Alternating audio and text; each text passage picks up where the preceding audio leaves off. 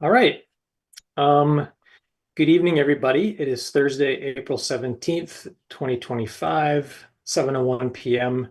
And this is a meeting of the Select Board for the Town of Bolton.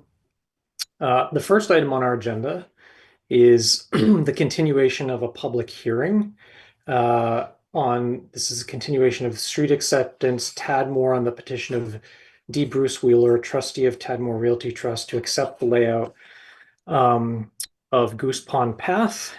And so what I would like to do is have a motion to open the public hearing, So moved. and I will second it. Roll call, Kate, Yes. and I'm also a yes. Okay, so now that the public hearing has officially opened, I believe our town planner, Pam Harding, is here to provide a brief status update on the punch list of items that we are expecting prior to acceptance. Yes, I also see that the applicant's engineer is here.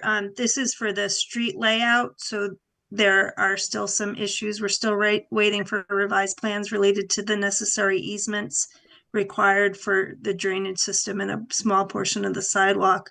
We haven't received those revisions yet, and there are still just a few minor punch list items that need to be rectified. I don't know if Mr. Roy has any status on the easement issues. Go ahead, Mr. Roy. Thanks. Can you all hear me? Yes. Sorry if I look a little rough. I had some field work today, so No problem. I think so. I actually expected Bruce to be here this evening, but there was a couple of easement related issues that I believe have been resolved with Lot 8. I see Lot 8's representative is here, so I don't want to speak out of turn. I wasn't privy to the specific dealings that Bruce and his team has been having with them, but I understand that those issues have been resolved. I don't know if the updated easement has been finalized, but we have produced the required easement documents that are needed for that. I'm not sure about the Lot 6. There's a small additional easement that we're proposing to. I don't want to bore you, but there's about a 2 or 4 square foot area of a head wall that's outside of the easement. So we're proposing a very small additional easement there on Lot 6, and I'm not sure on the status of that. I do see Bruce is here now. And might be able to provide a little bit more insight on this. Okay. Hi, everyone. How's it going? Good. How are you, Bruce, Mr. Wood? Bruce, they were just looking for a status update on the easement situations for Lot 8 and Lot 6. I find that I thought we had resolved Lot 8, but I wasn't sure on Lot 6. Lot 8 is signed and agreed to. And Lot 6 is verbally agreed to and will be signed in a matter of a couple days. Great. So our street acceptance plan has been updated to include those easements.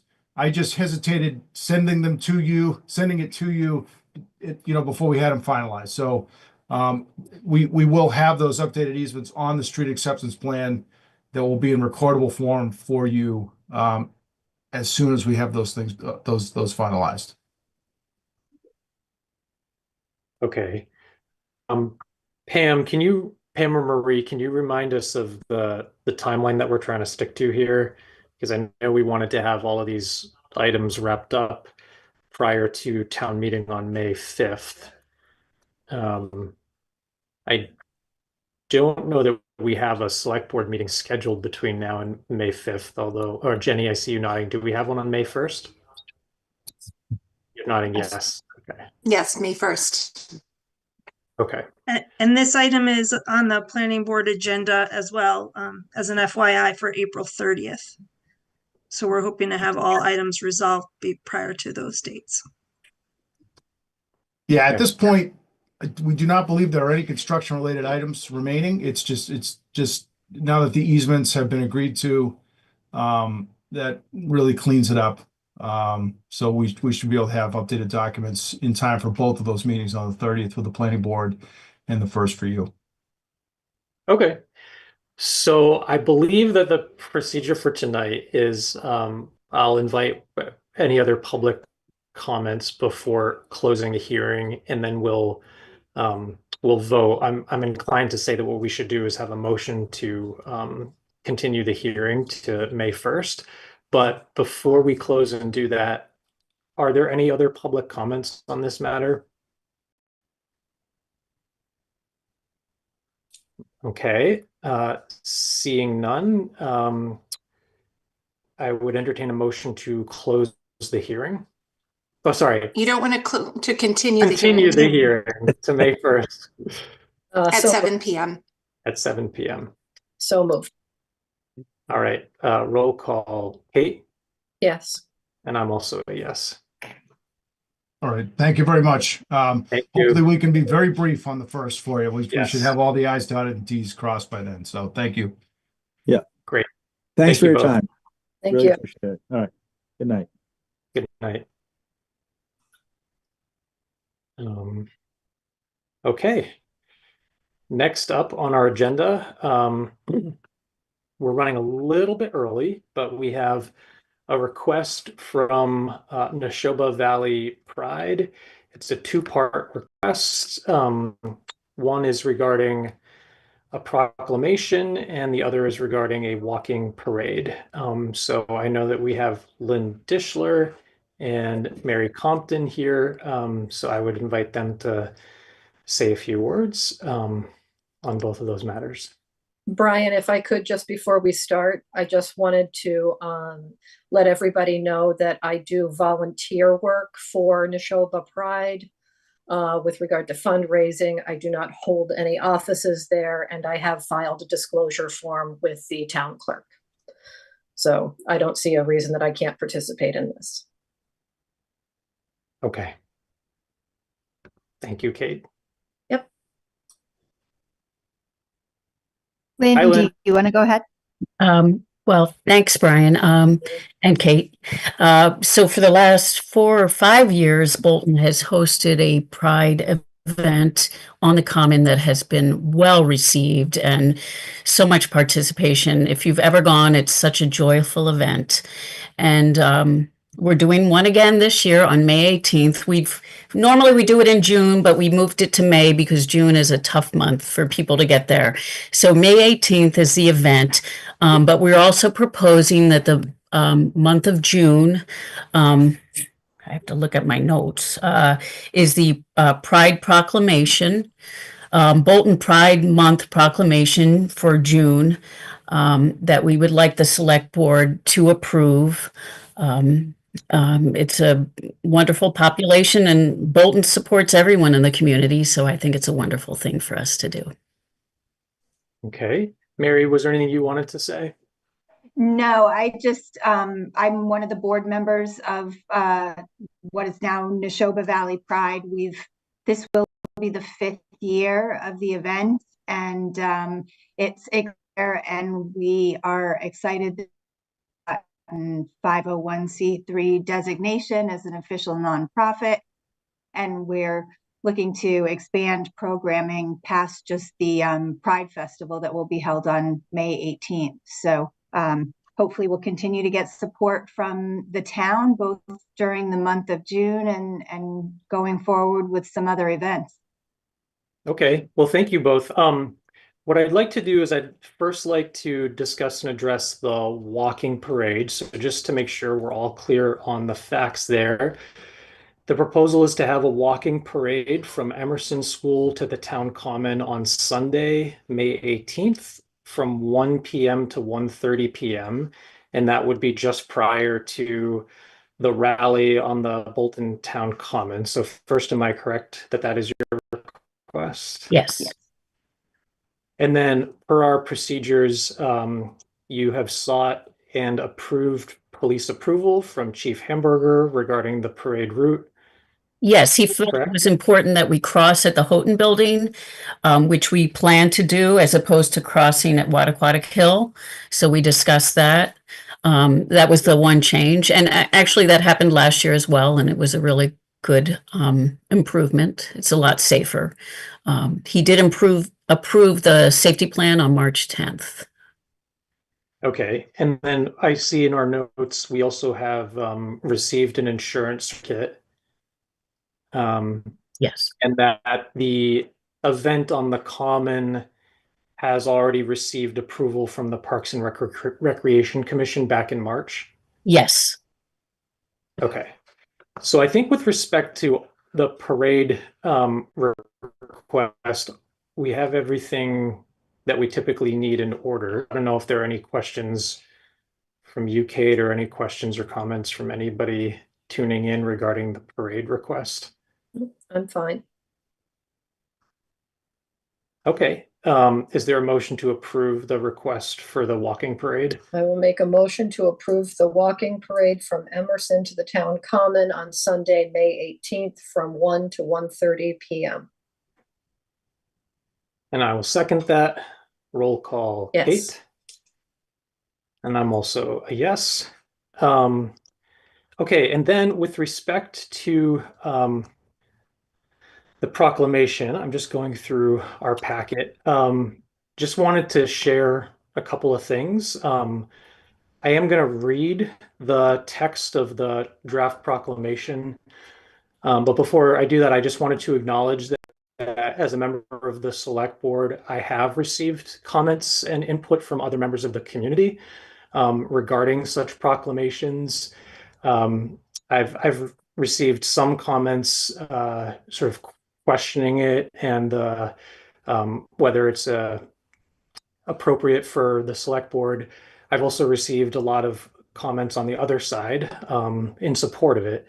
So I just wanted to acknowledge that we do get feedback on both sides of this, and I think it's important that all members of the community feel empowered to share their feedback with us. So, but let me read the proposed proclamation. It is Bolton Pride Month Proclamation, June 2025.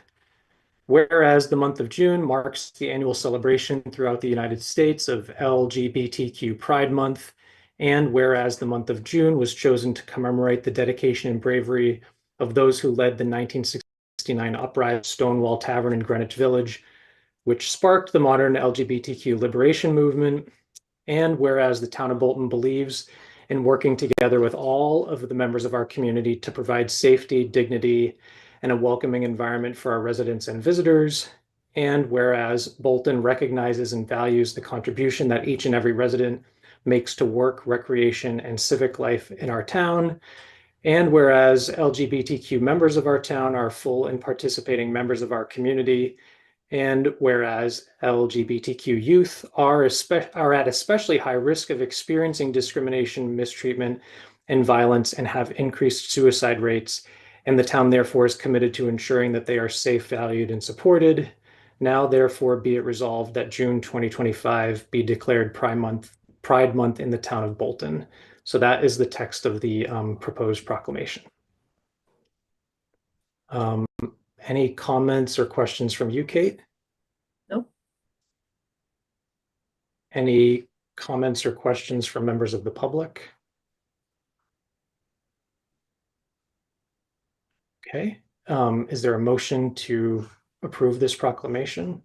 I will make a motion to approve the Bolton Pride Month proclamation for June 2025. And I will second that motion. Roll call, Kate. Yes. And I'm also a yes. Thank you, Lynn and Mary, and wish you success for a good event on May 18th. Thank you guys so much. And I really want to thank Jenny for all of her help with this. She's been an invaluable resource over the last few years, and I anticipate will continue to be going forward. So thank you all. Thank you. Thank you. Thank you, Jenny. Thanks, Mary. Okay. Good evening. All right, next up, we have a request from the Lions Club regarding a Lions Club toll booth, and we have Craig Lauer to speak to that request. Hi, Craig. Hey, how you doing? Good. How are you? So yeah, I'm good, thanks. So yeah, same thing we've been doing about 30 years now in front of the library, between the library and Murphy Insurance. From 8:30 to 12:30, we'll be out in the street asking people for money. Let's see, we have approval from the police chief for the two dates involved, May 17th and 24th as a rain date. And we've gotten the approval from the folks at Murphy Insurance to use their parking lot. Great. I think it's a great event. Any questions, Kate? No, I look forward to donating money on Main Street again this year. Thank you, Kate. Yeah, thank you, Craig, and thank you to the Lions for doing this. Kate, is there a motion to approve the request for a toll booth on Route 117 in front of the public library on Saturday, May 17th from 8:30 a.m. to 12:30 p.m. with a rain date of May 24th from 8:30 a.m. to 12:30 p.m.? So moved. Okay, I will second it. And roll call. Kate? Yes. And I'm also yes. Thanks, Craig. Thanks for approval. Thank Have a you. good evening. I got to get out of here. Bye.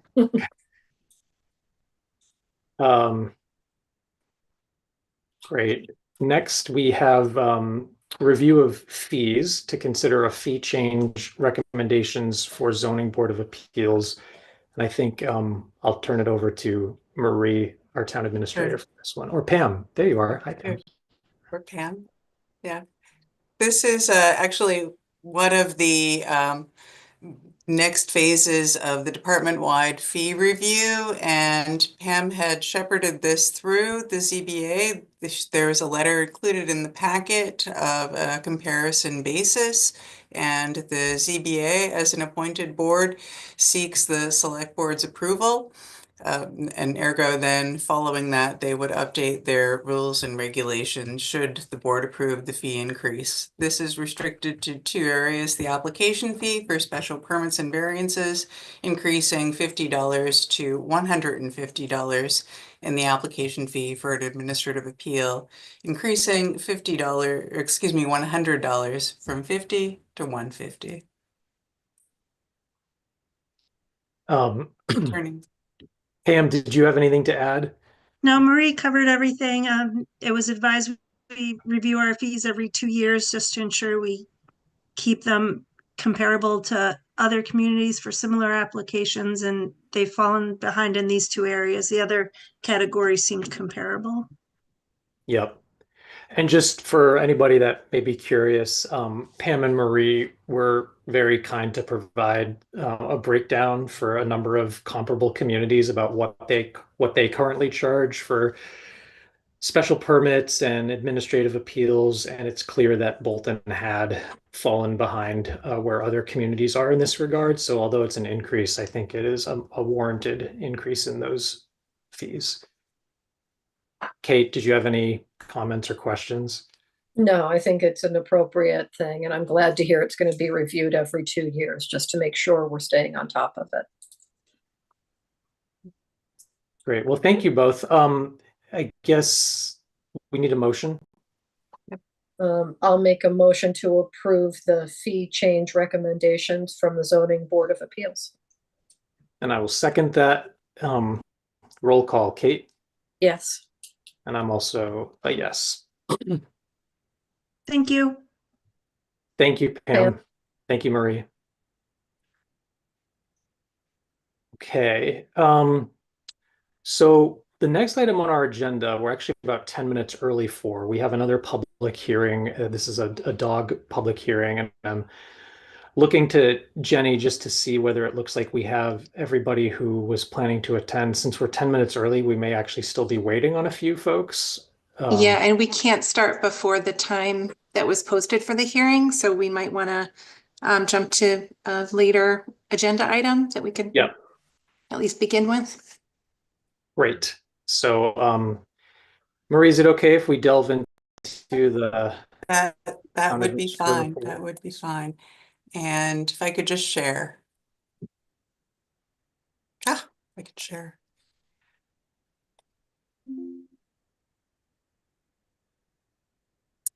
The update for the projects that we have happening are basically steady as she goes. 580 Main Street, as folks have noticed, is on schedule. I am following up with Wood Partners for an updated 3-week look ahead. Likewise, Derby Field is awaiting their award announcement in June. The Conservation Commission, incidentally, is having a community garden cleanup. This would actually be interlaced with the Derby Field project should we receive funding. Hope folks have received that message. That will be happening on Tuesday, the 22nd at noon. More information is on the website. The Fort Mill Road stream crossing improvements have packages out. We are awaiting response. We are definitely hoping for low bids, as the preliminary estimate indicated we might be facing a shortfall. For the roundabout, my thanks for everyone who dealt with the slowdown on Tuesday, the 15th, as traffic was reduced to one lane from very early in the morning, 7:30 through 4:30. Thanks especially to the police department, as well as the school and the DPW, who engaged in immediate outreach. There is no change on the 117 culvert. And for town volunteers who would be affected, they have received email notification from Jenny regarding our cleanup of the townofbolton.biz email. We are hoping to engage in this transition from the Google Workspace to the Microsoft world by mid-June. Likewise, the Community Compact Grant for 72 has been signed with tie and bond, and we look forward to that starting. Completion date is going to be October of 2026. Something that had been mentioned prior on staffing and operations is that both the COA and the Bolton Library were successful in receiving funding for memory kits that patrons can sign out at the library. This had also been highlighted in a recent Emerson Hospital news flash. The Park and Rec Easter egg that had happened last Friday hosted about 200 kids on the Common. They are very appreciative of Community Savings Bank, who had 3 staff members actively engaged, as well as the egg donation, which was a large part. They also thank the parents who had pre-registered, and want to acknowledge that all of the commissioners had assisted. As an update on the Park and Rec's progress towards obtaining camp certification by Neshoba Board of Health, the recreation coordinator has relayed that this is now her top priority subsequent to the Easter egg event. I'd spoken with Jim Gareffi from Neshoba Board of Health, who reinforced the need for water safety instructors, or at least a short-term water safety instructor who would be engaged in a train the trainer for anything involving water. The Parks and Rec coordinator has a list of minor items that she will be following up with Neshoba on, and we're shooting for a preliminary approval, go, no go, by the second Friday in May. For the select board's consideration, as the board members have seen in their packets, the town clerk's office and the school have provided proposed possible dates for a special town election this fall, should that be desired. The clerk's office, as well as the district, are more than willing to work with the town, though, for whichever dates that the board chooses. Before we move off, I had forgotten 2 other points, one of them being that the fire department had received a grant from the Executive Office of Health and Human Services for $33,715 for high visibility vests for their EMT providers. I apologize for missing that. And then in sort of a good to know before we go to financial, due to, again, Jenny's hard work, the Bolton Exchange, formerly known as Bolton Baba, had received approval from the completion of their packet for the ABCC. They will be opening, ideally, hoping in June. They will be renamed as the Oaken Orchard. So yay to a new business. or to a continuation of a business. So financial, per the select board's request, the town clerk has provided the cost for a special town election. It's 2.2K. The town accountant has alerted town departments and ARPA recipients that there is a bit of uncertainty regarding the continuation of ARPA funds, even though the original enabling language stated that funds, excuse me, had to be under contract by the end of December of 2024. All of ours are. The original enabling language, though, did state that we had through the end of December 2026 to expend. So we are following up, taking note of the town accountant's injunction to spend down our under contract funds as soon as possible. For FY25, our current fiscal year, we'd received notification from the state that we should be expecting our first payment of the marijuana excise tax generated by United Cultivation.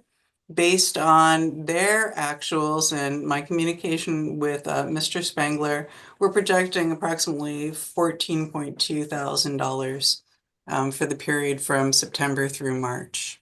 Excuse me, Marie, before we change pages here, I just wanted to go up. I think there was one small typo regarding the Park and Rec's Easter egg event. It should be Clinton Savings Bank. I was able to go Yeah. with my son and the hack. There were multiple representatives from Clinton Savings Bank there, so I want to make Yes. sure we thank them for their help. And they said they've helped to fill, or they helped put together 6,000. Hey, yes. And now I will send them a mea culpa directly too. I apologize. Under budget, as I've received some requests regarding the town's fiscal 26 budget in lieu of the news that the House 1 budget had been released. In effect, some of our, receipts have declined. Some of our charges have declined. We are in the budget process for the fiscal 26 state aid.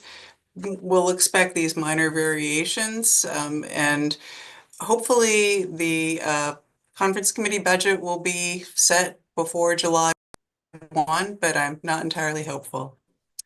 The post-secondary vocational ed, Essex Tech, had also altered their earlier declaration of how they would be doing or performing billing. We're carrying $30,000, $30,855 in the fiscal 26 budget. I still feel that number is adequate. And as a heads up, the Neshoba Associated Boards of Health will be seeking the board's support for some legislation as they are participants in the mass employee pension system, but as a regional entity similar to the regional planning agencies, their pension assessment, not so much what they are collecting from their employees, which they have been remitting to the state, but their pension obligations have been unnoticed or not correctly attributed. Legislation has been proposed in the past, has died in the past, and it is an issue for Neshoba. We and all of the other member Neshoba towns have a vested interest in having this resolved. The worst of all possible worlds would be that Neshoba would be increasing its assessments to us.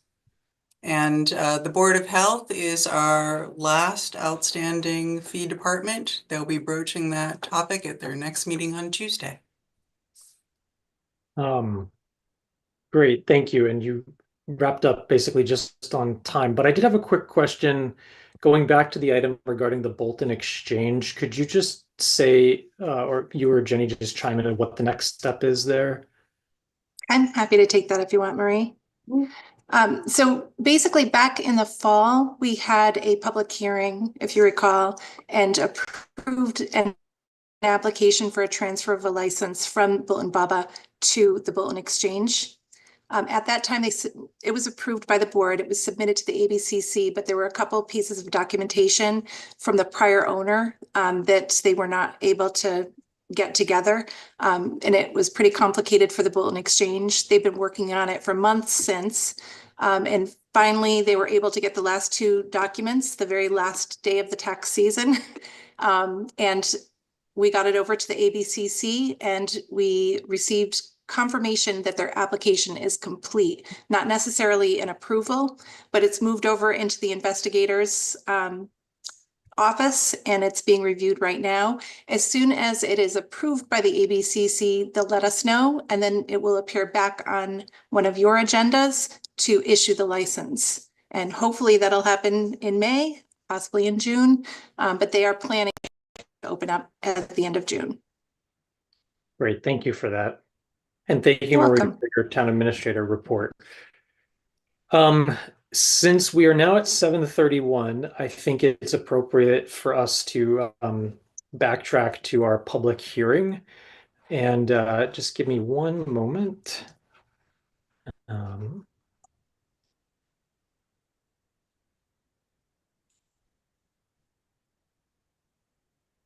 Okay. So I'm open the hearing, it being Thursday, April 17th, 2025 at 7:32 p.m. pursuant to the provisions of General Laws, Chapter 140, Section 157, and the town bylaws. I am opening a public hearing concerning a possible violation of Laws, Chapter 140 and Section 110 of the town bylaws regarding a Pomsky, which is a type of dog named Zorro. Hold on one sec. My computer just went crazy. Named Zorro, owned by Gabriel Popescu. Sorry if I'm butchering the last name. At 103 Kettle Hole Road in Bolton, Massachusetts. Mr. Popescu was notified of this hearing by delivery of a notice on April 9th, 2025 by email. That notice shall be made part of the record. He was then notified of the change of location of the hearing on April 10th, 2025, also by email. Okay, so this hearing is going to be conducted in 5 phases. First, we are going to hear from the town's animal control officer, Phyllis Tower, as to the basis of the alleged violation. Next, we will hear from the dog's owner, and the owner may present a response to the animal control officer's report and may ask questions of the animal control officer. Next, after that, we will entertain testimony from any other witnesses with respect to the alleged violation. Next, in the 4th phase, the board will have an opportunity to ask questions with respect to the alleged violation. And then in the 5th phase, the board will deliberate and consider whether to continue the hearing or render a decision. Please note that all testimony and questions should be addressed to myself as the chair, and all testimony at this hearing will be under oath under the penalties of perjury. So I am going to put my own screen on gallery view for a moment so I can see everybody. Would anyone who plans to testify at this hearing please make sure that your camera is turned on so that I can see you? And would you raise your right hand and stand if you're able? Okay, and just for the record, I'm seeing 4 people at this time who plan to testify. Okay, thank you. 5 people now. Do you swear to tell the truth, the whole truth, and nothing but the truth, so help you God? And I'm going to recognize each of you in turn, so please take yourself off mute and state your name and address for the record. Phyllis Tower, do you swear to tell the truth, the whole truth, and nothing but the truth?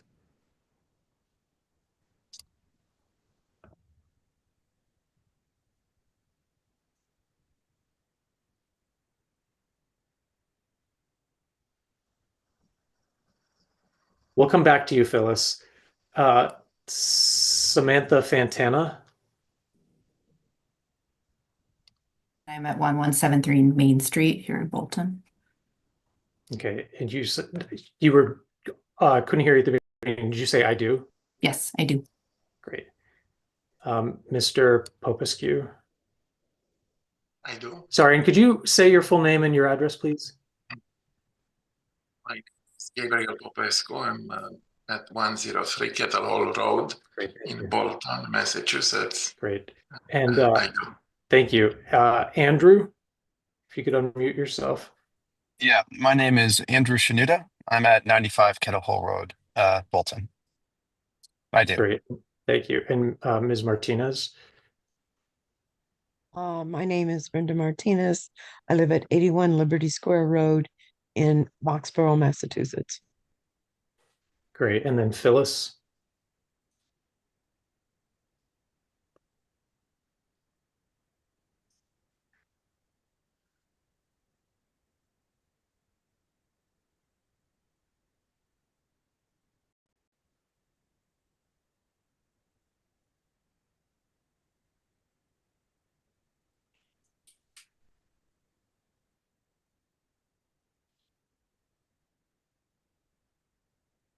Jenny, I don't suppose you're able to unmute.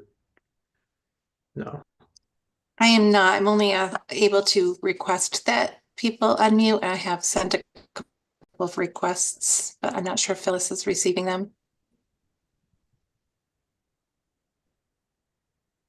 Phyllis, can you just nod your head if you can hear us? Okay.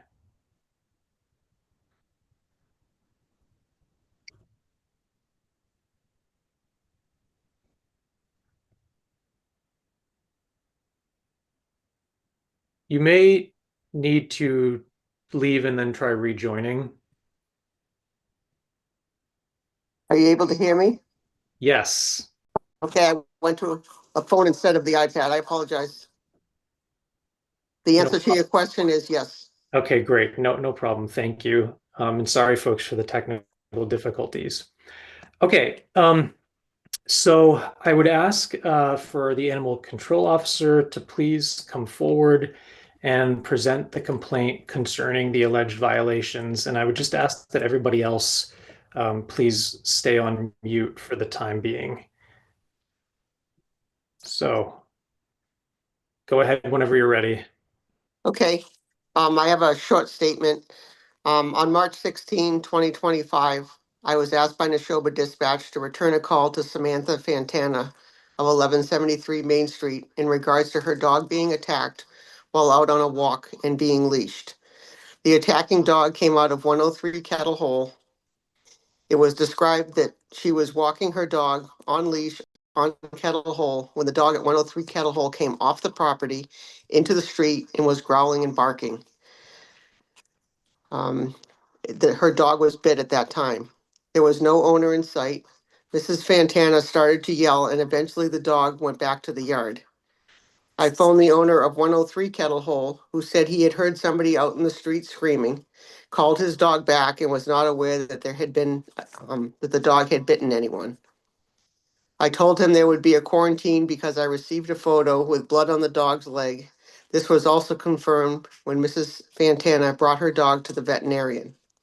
The following day, on March 17th, I received an email from the dog owner at 103 Kettle Hole stating that a wound was found on his dog. I received a photo as well. I also received confirmation, excuse me, from his vet when he took the dog there to be examined, so it was confirmed. Both dogs were put under quarantine and released 10 days later. When I spoke with Mrs. Fantana on March 16th, she stated there were a number of past incidents. I told her I was aware of the one from last fall and one sometime shortly before that, but didn't have the exact date. Because I was told that there were more incidents, I checked with dispatch, who checked their records and confirmed they had recorded the calls for March 16th this year that had just happened. The one for last fall was dated November 17th, 2024. The previous one that I knew was a short time before, but I didn't have the date that evening that I spoke to her, was August 23rd, 2024. I had discussed with the owner of the Kettle Hole dog at the time of each incident that the dog must be kept under control. Each time he stated the dog is kept in the yard by using a hand remote controlled collar. Prior to the hearing, I sent statements and photos from the incidents to the select board so they could be viewed. Okay. Thank you very much.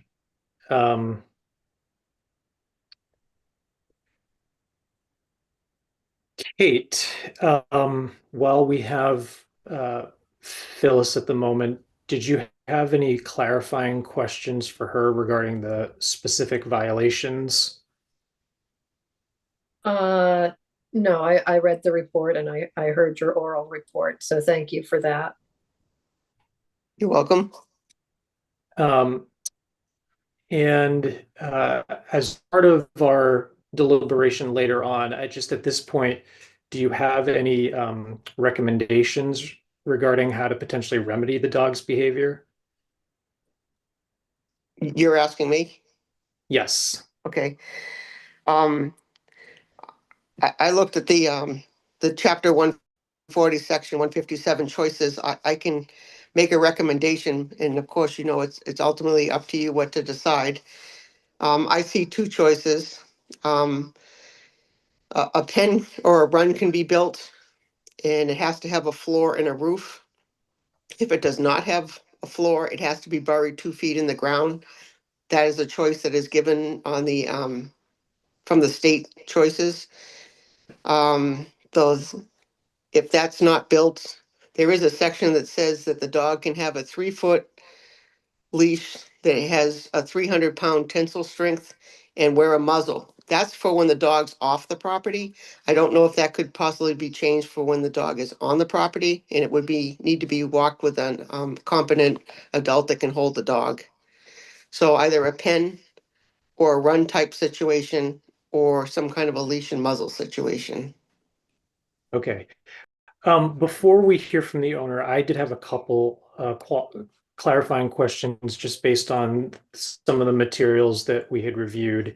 So you talked about the March 16th, 2025 incident, and then you referred to a November 17th, 2024 call, an August 23rd, 2024 call, and then I also saw a handwritten report of an incident in the spring of 2023. So at least in our information, I see 4 incidents of sort of altercations with this dog, but if I'm reading the record correctly, only the 4th incident involved a bite by any dog. Is that correct?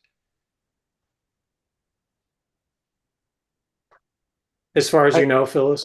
Oh, I'm sorry. Yes, correct. The only bite was the last one on the 16th of March. Okay, and I think you reported that there was a bite on both of the dogs involved in that as altercation. Yes, the Pomsky had gone after the leash dog, and the leash dog retaliated. Okay. In defense. Got it. Okay. Any other questions from you, Kate, before we move on to hearing from the owner of the dog? I just wanted to ask a clarifying question on the proposed remedy. Phyllis, it sounds like you would be recommending a determination that this is a dangerous dog as opposed to a nuisance dog? Yes, due to the fact that there was a bite and the owner has at least 3 times, perhaps 4 times, been unable to keep him on the property. I have records of 3 times. Okay, thank you. Okay, at this time, I would like to hear from the owner of the dog. I would ask that Mr. Popescu please come forward with any response to the complaint. Yeah, so I sent a statement earlier. I don't know if you saw it. Yes. Right. And I'm describing there the incident as far as I can tell.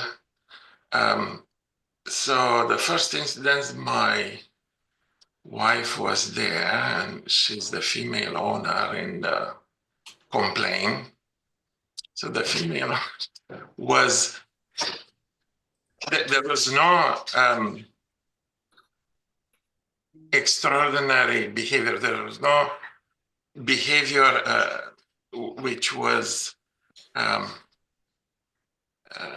qualifiable as aggressive and such. She's just some dog who was close to our backyard where Zorro has been playing with many other dogs.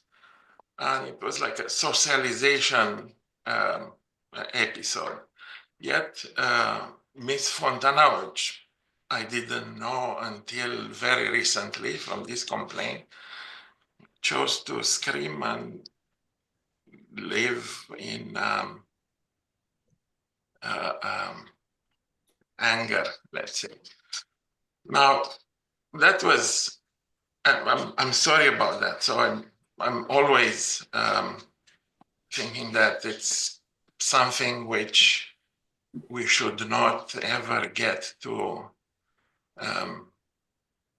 you know, it is the dogs, and Mr. Zorro in particular is very friendly, and he used to play with many other dogs in the neighborhood. Actually, he contributed significantly in calming other dogs, our neighbors who escaped from the leash. And I was, you know, without any specific training, I was able to control him to say, go and play with Gunner, is the name of that dog. And he was able to, as I said, make things much better and help to get that specific dog to his owner, who was one of our neighbors. So I think it's not warranted to say it's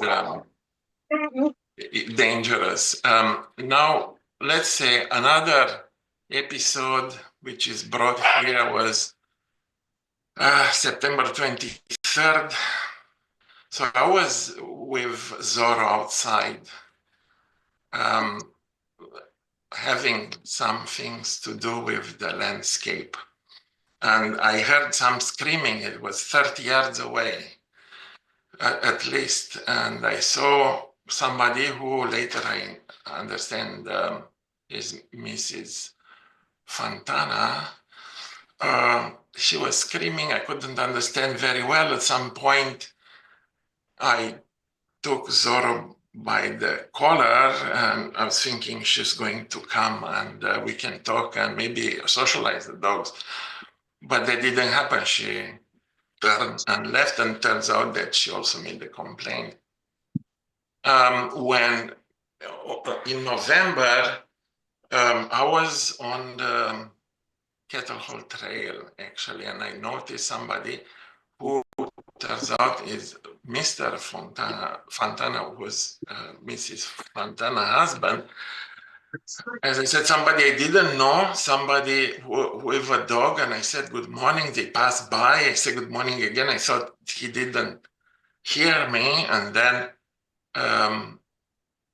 so at this point, he passed by, he turned. I said, good morning again, but he started screaming and having this very defensive attitude. And he was also pretending or trying to kick Zorro, and he took a phone and started recorded the last part of the event, and then he complained about Zorro.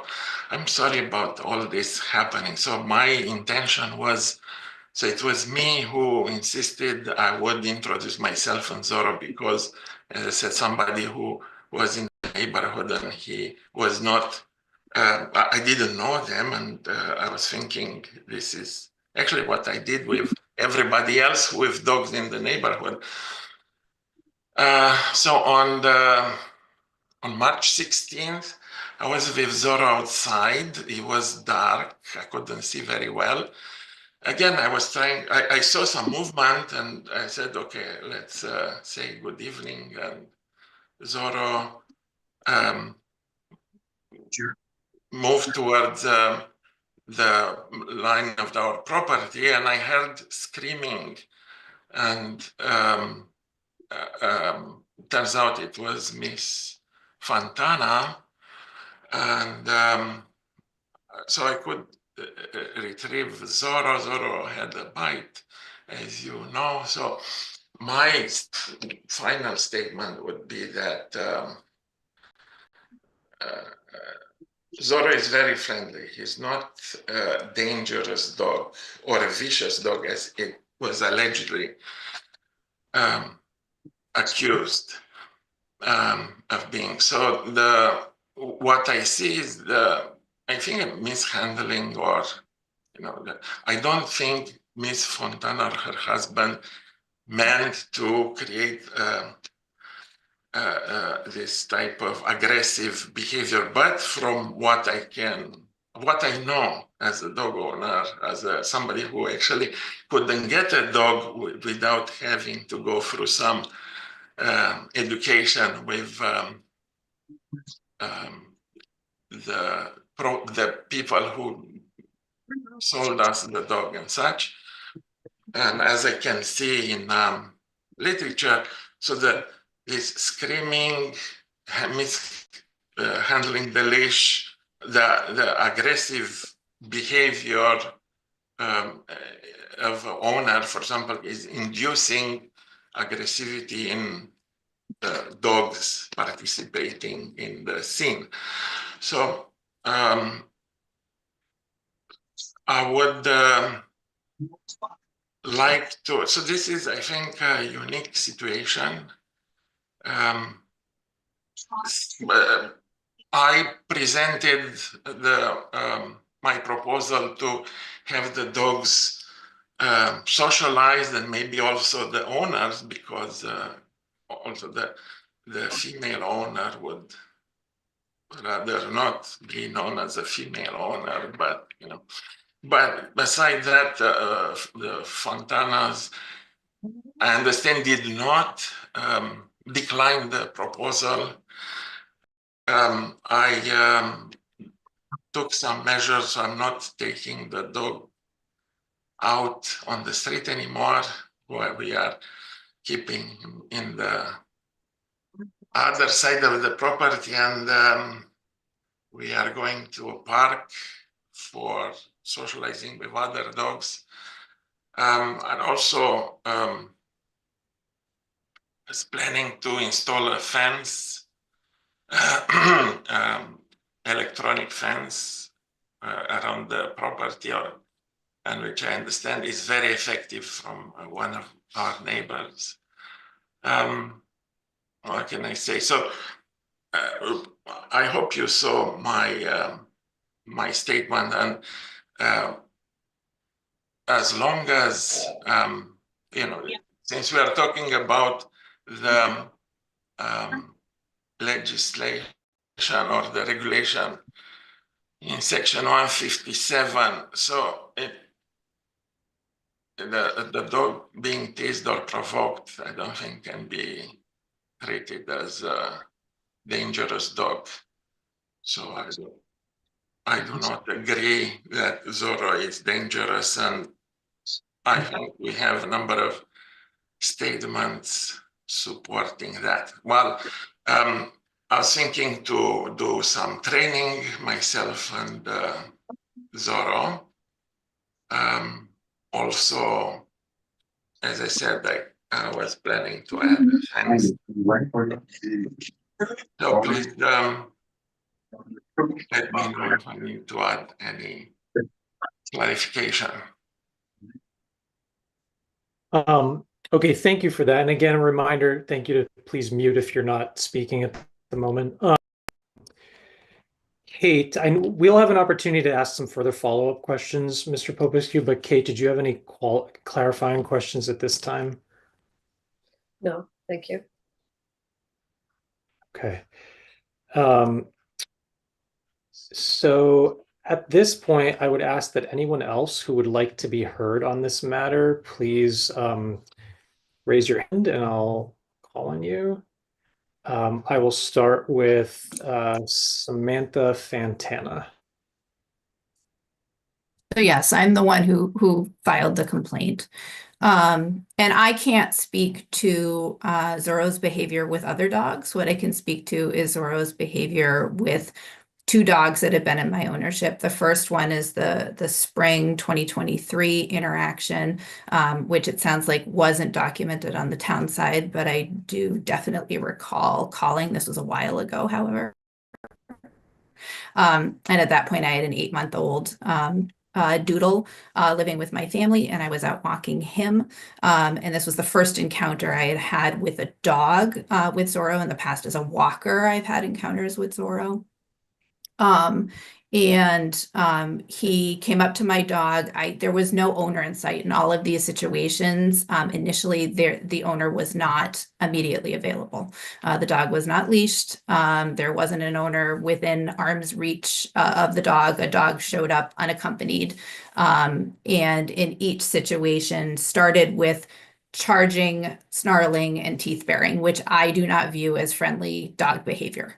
Each of the encounters that I have had with my leashed dogs have become escalated to the point of the interaction that led me to file the complaint, which resulted in injury to my dog and an injury to their dog, as far as I understand. The dogs clearly do not like each other. My dog has never barked, growled, made any noise within the vicinity. He and I are both greeted by a snarling dog charging off the property or charging up Kettle Hole from what I assume is walking around the kettle or elsewhere in that conservation area, up the street.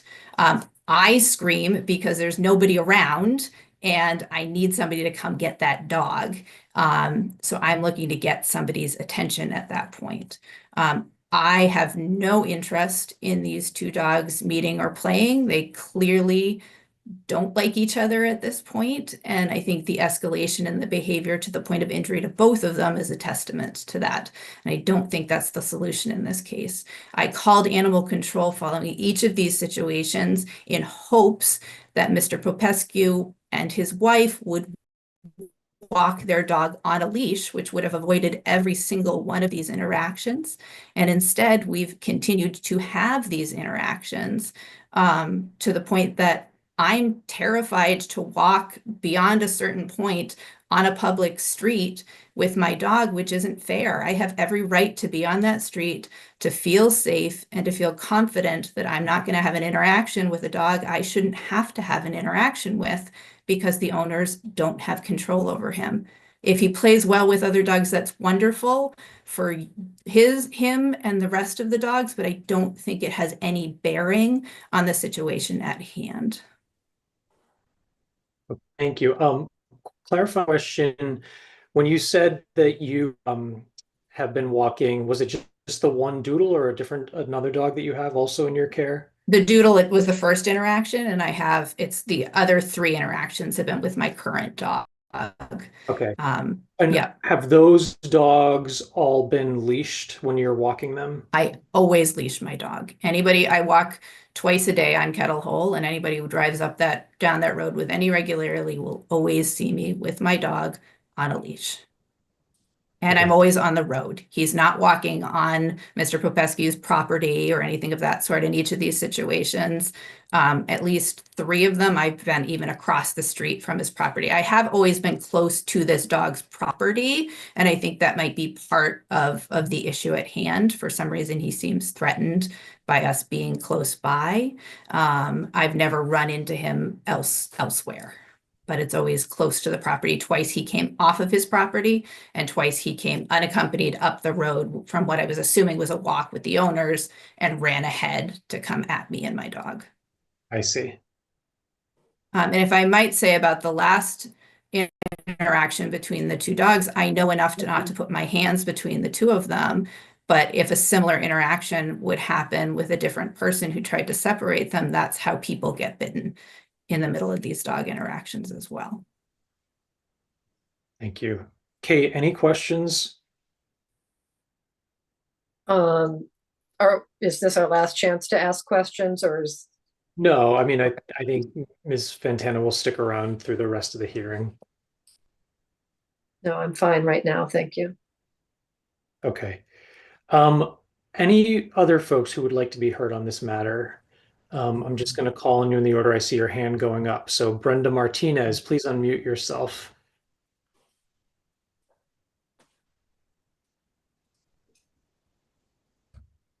I just want to speak as a person who has handled legality in the public sector.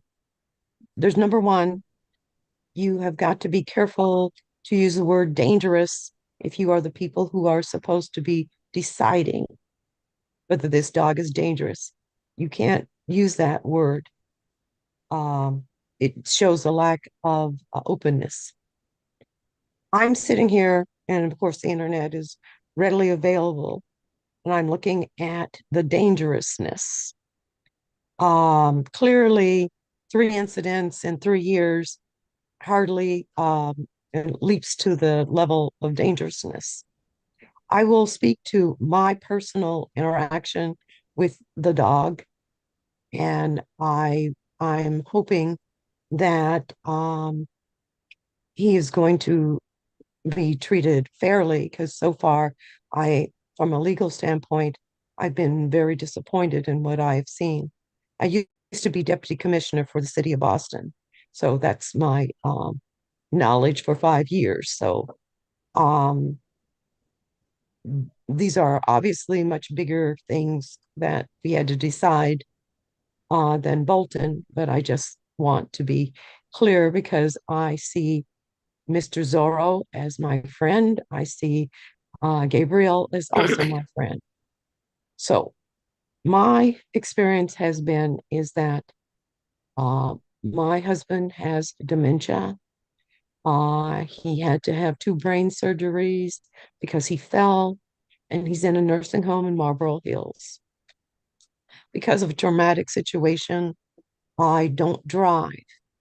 And Gabriel drives me, and he has for the last 9 months. Mr. Zorro and his other dog are both in their car as I am driven to and from Marlboro Hills every Monday. I have not needed to protect myself. I have not had any situations where I felt I was in danger. I find Mr. Zorro to be an obedient dog, but of course, it's not the same as someone who is walking the dog. I also looked over here on the internet as to what the internet defines dangerous. Now, the leashing aspect, I think, is definitely potentially appropriate, because an unleashed dog that causes problems should therefore be leashed. I can't disagree with that thinking, but I cannot sit here and say the dog is dangerous, because my own experience says the dog is not dangerous. And the legal definition of the dog being dangerous, it doesn't fit. So that's my testimony. Okay, thank you very much. Mr. Shinoda, I think you had your hand up next. Yeah, that's me. So I would just like to open by saying that I've not actually known Mr. Popescu that well, and I felt personally compelled to show up, not because he asked me to show up, but when I heard about the hearing, I felt compelled to speak on behalf of Zorro, who I've met as their neighbor. And I'd just like to say that Zorro is an incredibly friendly dog who, in our entire history of interaction over the past couple of years, has routinely been friendly to us, other humans, and then our own dogs on our own property. This is not a threatening dog or a violent dog that needs to be controlled or reeled in. I think this is a classic case of a dog that's really well mannered and well behaved. But like any animal, I think there are situations where even the most well mannered and most well behaved dogs can be put in a situation where they feel uncomfortable or where things escalate. And to Ms. Martinez's point, I think a handful of interactions over 2 to 3 years does not indicate to me that a dog has a problem. It does indicate to me that sometimes dogs bark at each other, and if a person responds when you're walking by and you see a dog barking by screaming or acting in an intimidating way, that doesn't necessarily de-escalate the situation. And so, even like reading a lot of these testimonies, it kind of seems like, Zorro will exhibit kind of normal, friendly behavior. Well, he might approach a dog, he might sniff a dog. And then, even with that trail interaction, perhaps there's, previous anger and someone will start yelling. And I just don't think that, I do think that owners have a responsibility to de-escalate. I also think that they have a responsibility to exercise good judgment in terms of what is going to achieve the best outcome where all dogs can get along. And, particularly in a case where you have a fairly small dog that's really well behaved, incredibly friendly, and has essentially a perfect record with every other dog on the street, because Kettle Hole is a social street. There's a bunch of dogs in the street that all often wander off their owners' properties. We've had at least 3 or 4 dogs in the past year that have wandered onto our property. This is a routine occurrence on Kettle Hole. If you have a street where dogs tend to socialize, dogs are friendly, and you have one dog, Zorro, who has a perfect record with every other dog, that to me suggests that the dog falls into the category of well-mannered and not necessarily a threat to the community. If there's a situation where a dog that has a perfect record, for whatever reason, can't get along with another dog or an owner of that dog, then I just think that the best path forward is for the two to avoid each other. It's a big street. There's other streets. There's Fox Run. There's Deer Path. There's plenty of places that people can walk.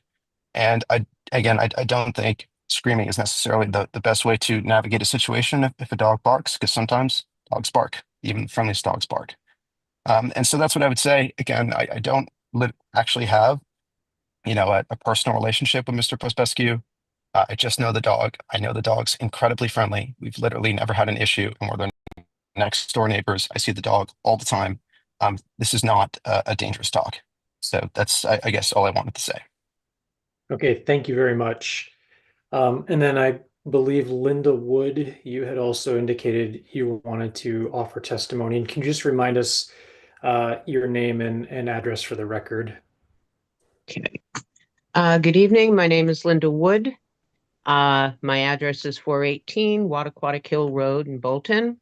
I'm a pet professional. I've had a pet care facility here in Bolton for 21 years. I have been in the pet care industry as a professional for over 45. I have known Zorro for several years. He has come to my facility for grooming. During that time, I have not had an issue with him free-ranging with other dogs here. He is a very high-energy dog. As a Pomsky, he holds both of his breeds quite well. He is very high energy. He can bark quite a bit. He can annoy other dogs, but he has never, ever showed any aggression or reactivity. I personally think that with proper training for both the family and the dog to help alleviate that reactivity for this specific family and dog would greatly benefit both and be given that opportunity. I've had my opportunities in life here to truly see dangerous dogs. My husband is also animal control for Clinton, and I have worked with him for 13 years. I've seen dangerous dogs. This is not a dangerous dog, in my opinion. Training is required, perhaps fencing, perhaps staying clear of that end of the road.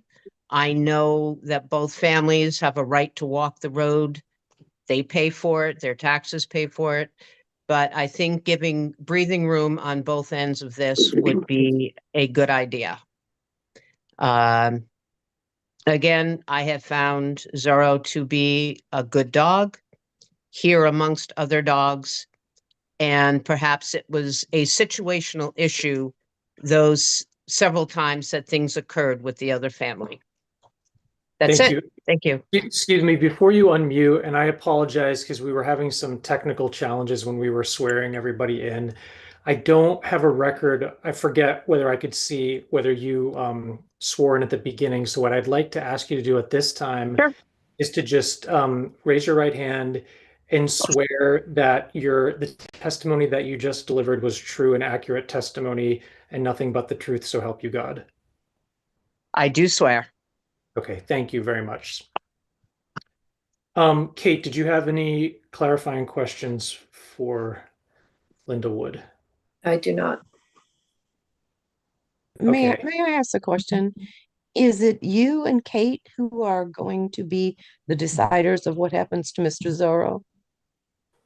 Yes, Kate and I are the members of the select board. Because you guys seem to have forgotten that you're on video, and because I will ask, depending upon what is decided, I will ask for a recording, because some of the ways in which you've reacted to people's testimony is kind of telling. So Jenny, you're the person who I can get a recording of this of this part of the meeting. Yes, you could request a recording Okay. of this meeting. It's also posted on Bolton Access Television. Okay. Because this is kind of obvious. Okay. Is there anybody else who has questions or testimony that hasn't already been acknowledged? Am I allowed to offer a video clip? Is there a way to show? We received the video clip in our Okay. packet. Phyllis, I saw you come unmuted as well. Was there anything additional that you wanted to offer? No.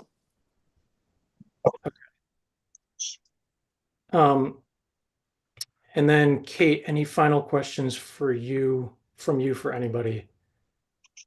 I'm just wondering, we had done this sort of during the last dog hearing that we had, Brian, and I'm wondering if we could ask the Fantanas if there's a solution that they're requesting that they would see as a reasonable resolution, and see if we could reach some sort of a consensus as we did in the last hearing. So to go back to what I said initially, I didn't want to have a hearing, which is why I called the dog officer every single time I had an encounter, asking that their dog be on a leash at all times so that it was off property. And they've opted to utilize an e-collar with their dog, which has clearly not prevented him from coming up to me and my dog multiple times at this point. So I am not confident in their willingness, ability, I'm not sure what it is, to follow what I thought were appropriate requests that have already been made to do the right thing, which would have been to put their dog on their leash and not allow it off the property. I heard Mr. Popescu suggesting an invisible fence system. I absolutely do not think that that's going to be sufficient, given the dog's lack of response to multiple stims from the e-collar every time we've had an encounter that I've heard. I want to be assured that I can walk up the road. I live in the neighborhood, so I'm not driving to walk on Kettle Hole. I am walking from my house, which I think I should be able to do, and not have to stop half a mile from home in order to go the other side of the road. So whatever the solution is, I need to know that that dog isn't going to come charging off the property at me, and that if he's on the street, he's not going to be able to run away from his owners to come at me again. I just want to be able to walk safely on the road. Okay, so at this point, I did want to just explain a few of the procedural things, because I think there's been a little bit of confusion about why some of our questions have been directed the way that they have. So once we are done asking questions and getting input from everybody here, we have basically three choices under the statute. We have to vote on whether this dog is what the statute calls a nuisance dog.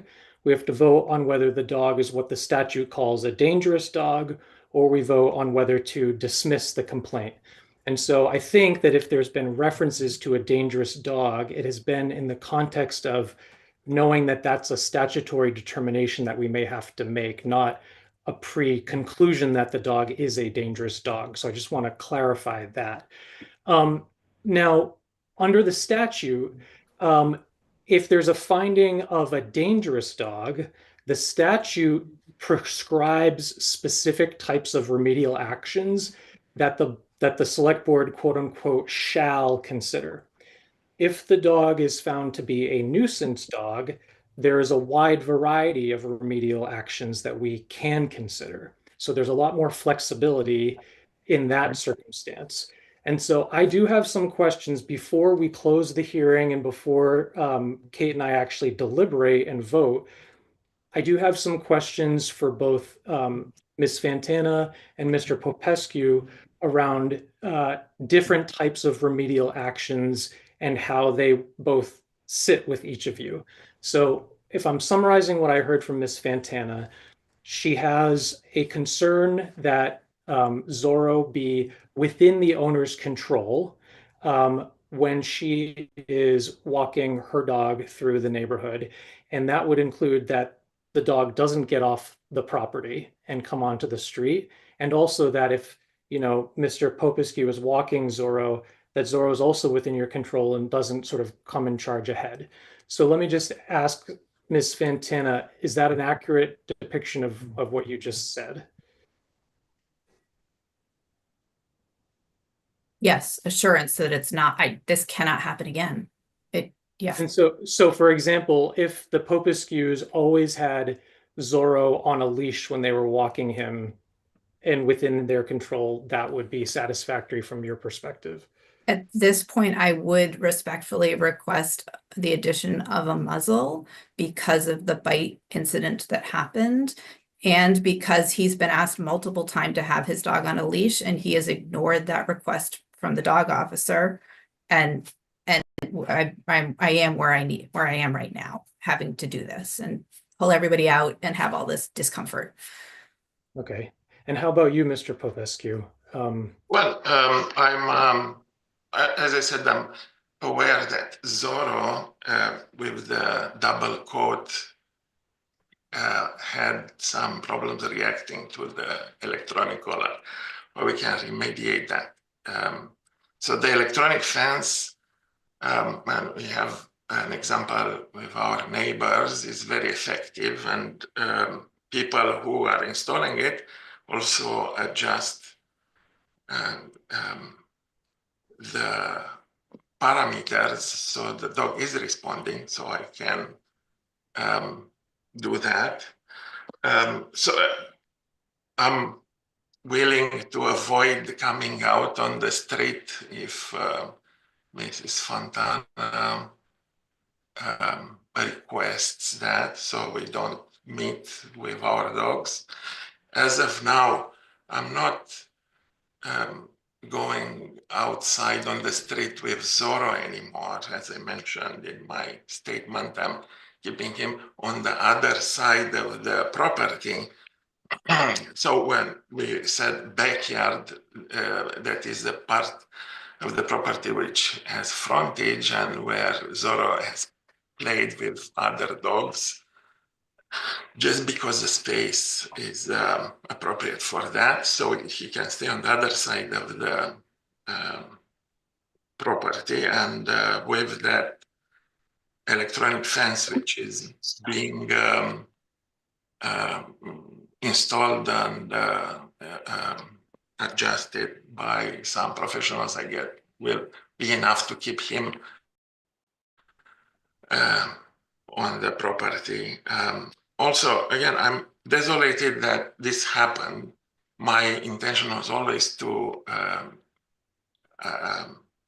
socialize the dogs, make things minimal for everybody. Also, I'm also very uncomfortable to hear somebody screaming in distance whenever she sees Zorro. So this is where, more or me, I mean, at this point, when I'm with a dog, we are a group and we have to behave in such a way that we do not aggravate the situation, if there is a situation like that, or we don't create the aggressivity in our group, with our dogs.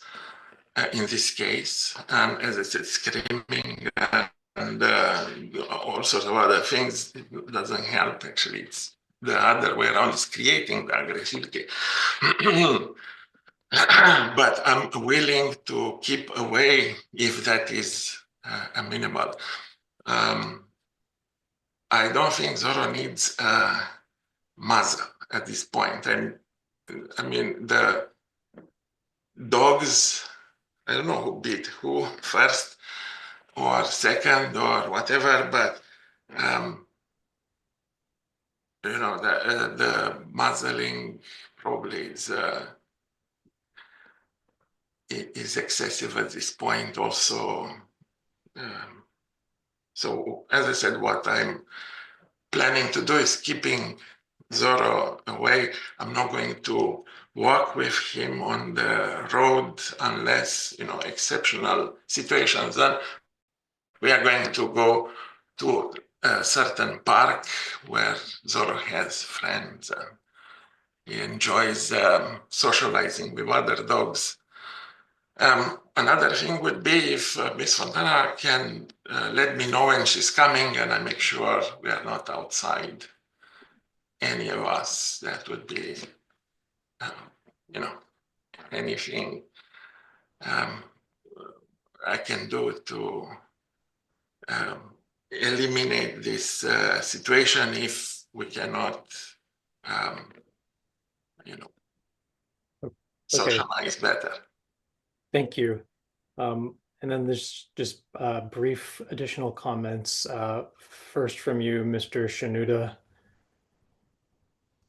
Yeah, out of respect, I will keep this brief. The only thing that I would like to add is we basically have 4 people from the community testifying today, including Mr. Popescu, that this dog has a perfect record and socializes perfectly with literally every other dog on the street. And I guess my question is, like, if one person who, you know, doesn't live on the street can just walk by and say, this dog is a nuisance, and then yell every time they walk by the dog, and then, you know, an interaction happens over the course of 2.5 years, like I guarantee you that if I wanted to provoke a dog, I could just walk on the street, yell every time the dog comes up to sniff, and then get something to happen. So I just would like a little bit more clarity about like how much evidence does it take to actually prove this dog is aggressive or even a nuisance? Because I think at the end of the day, dogs are animals, dogs bark. It's not hard to get a reaction out of a certain dog. And if everyone in a certain community is willing to speak up for this dog, independent of, you know, any incentives that they might have or not have, I just wonder like how far or valuable one person's, you know, failure to kind of handle a situation goes. And, you know, I think it's totally reasonable to request that a dog stay on the property, but, you know, for a small dog that has not had an issue with any other dog in the community, I think a muzzle is, frankly, in my opinion, kind of ridiculous. And, you know, this is just me speaking. I also think that, you know, it's like incredibly, you know, prohibitive to have someone like put up like a huge fence for a big dog just because one person seemingly can't handle something that everyone else seems to handle fine. And finally, I'd just like to add, we use an electric fence on our property. It has worked with a success rate of 100%. We've never had an issue if our dog's going out beyond the boundary defined by the fence. They don't even go down the driveway. And so I would just like to provide a recommendation there. We use Dog Watch Systems. They're Bolton-based company.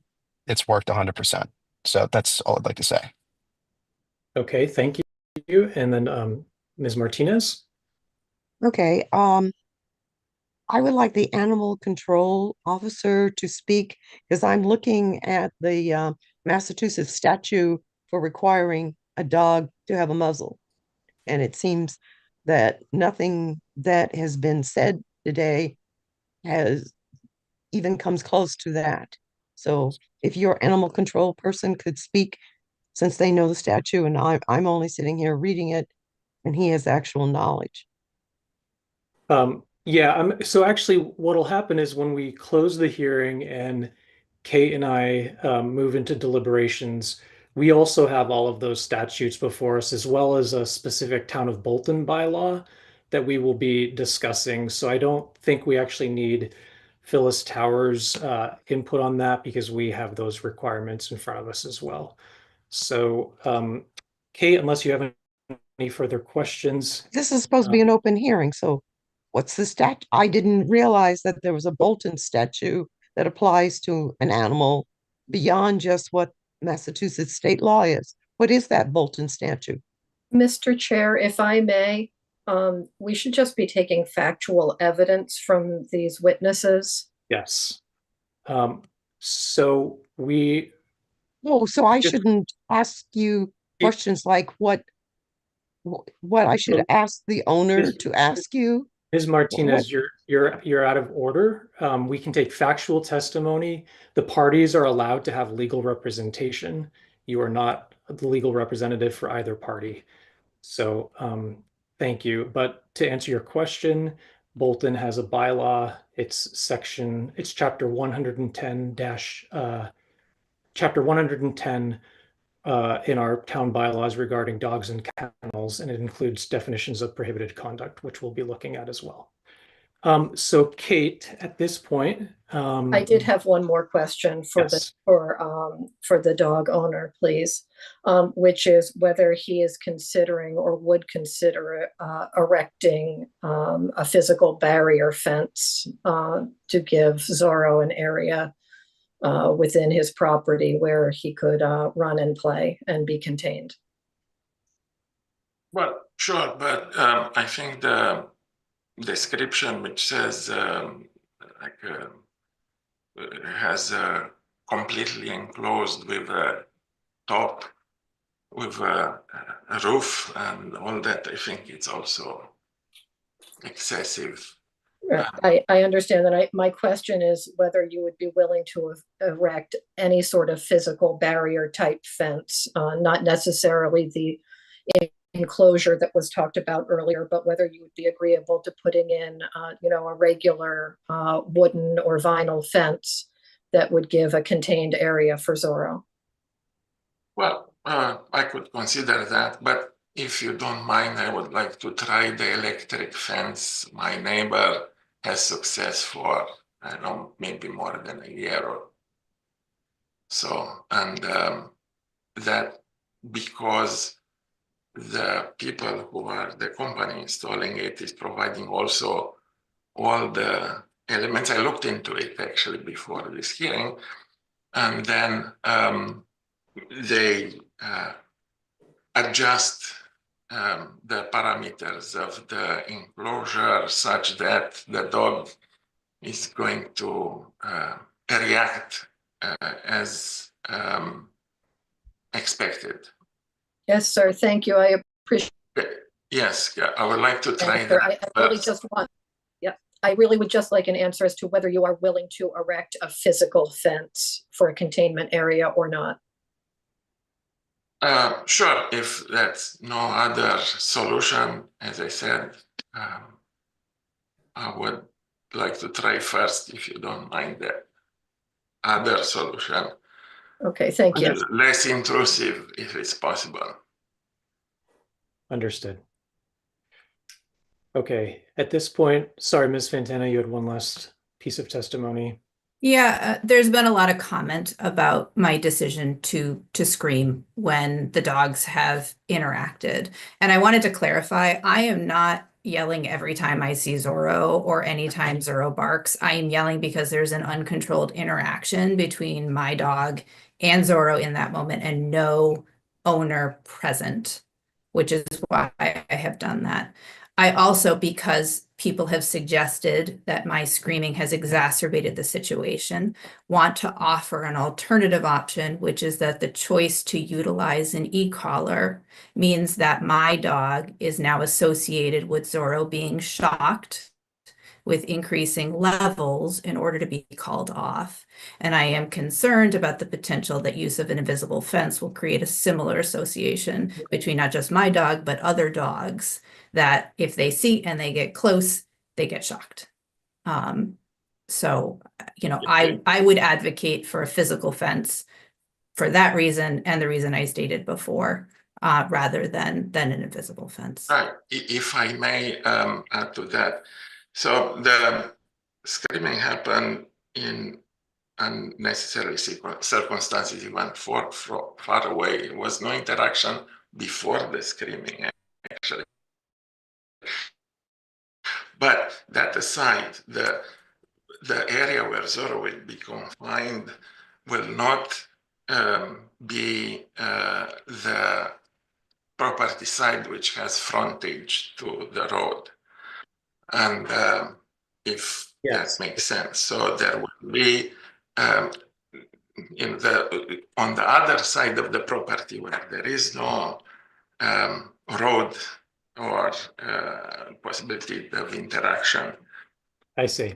Okay. Thank you all. At this time, I am going to close the hearing.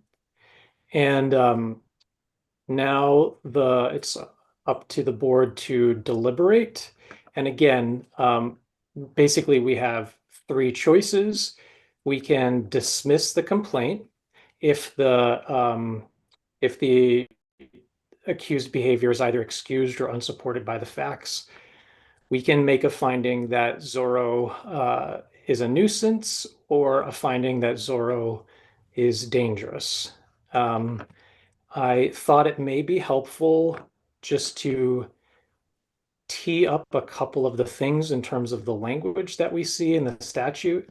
So in section 157, we are advised that no dog shall be deemed dangerous solely based upon growling or barking. And also, if a dog was reacting to another animal or to a person, and the dog's reaction was not grossly disproportionate to the circumstances. And so basically what that means is we shall not find a dog dangerous in those circumstances. And then the town of Bolton has a definition that talks about nuisance dogs, and one of the, sorry, I'm pulling it up, one of the conditions has to do with a dog is a dog that by excessive barking or other disturbance is a source of annoyance to a sick person residing in the vicinity, or by excessive barking causes damage or other interference, and a reasonable person would find such behavior disruptive to their quiet and peaceful enjoyment, or a dog that has threatened or attacked livestock, a animal, or a person, but such threat or attack was not a grossly disproportionate reaction under all the circumstances. Kate, do you have anything that you want to add based on the language you're looking at? In terms of the standards that we're applying, or substantively discuss where we're going? In terms of the standards that we're applying. No, I have them in front of me. Okay. Yeah. So now let's discuss substantively where we might be going. Yeah, I certainly am not inclined to dismiss the complaint. I think it's serious. I think it's repeated issues that warrant some sort of action from the board. I think it's a very close case as to whether it's a nuisance or a dangerous dog, and where I'm struggling a little bit with making a decision is whether Zorro's actions were reasonable under the circumstances. Based on the first interaction, it sounds like maybe it was just an unpleasant interaction between a couple of dogs with barking and snarling, but that at some point in time, the association that these two dogs have made with one another resulted in the physical attack, which obviously is a higher level of concern. I guess I'm thinking that maybe Zorro was reacting badly to prior negative associations that rose to the level of nuisance. So I think I'm kind of leaning in that direction, more nuisance, and that the attack that resulted in the bite may have been reasonable under the circumstances because of the negative associations that these two dogs had formed to one another. So, yeah.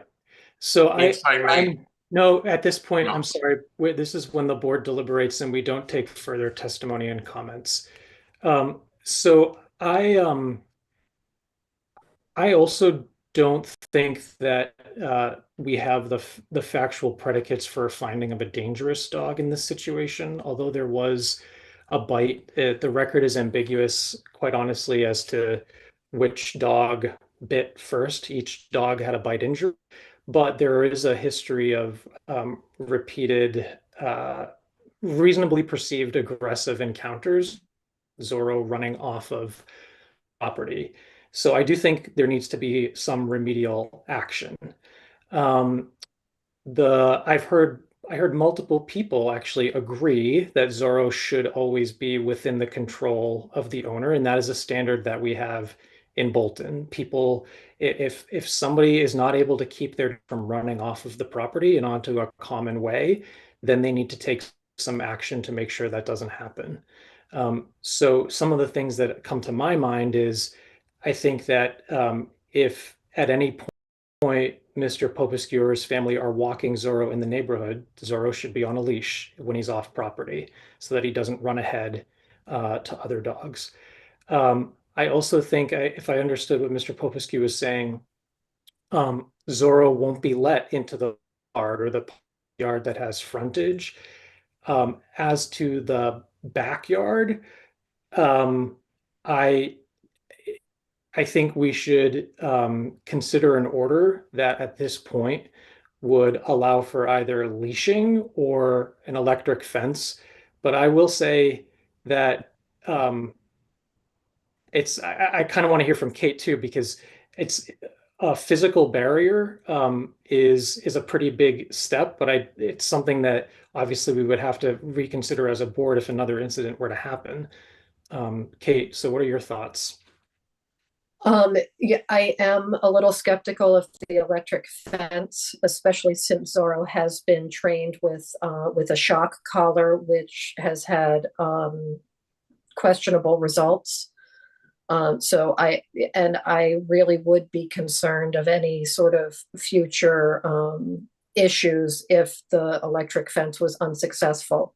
You know, I would hate to be here for another hearing with another dog injury or an injury to a person because the electronic fence is not successful. I mean, I think that a type of physical barrier is something that could be negotiated. It doesn't have to be a super expensive one.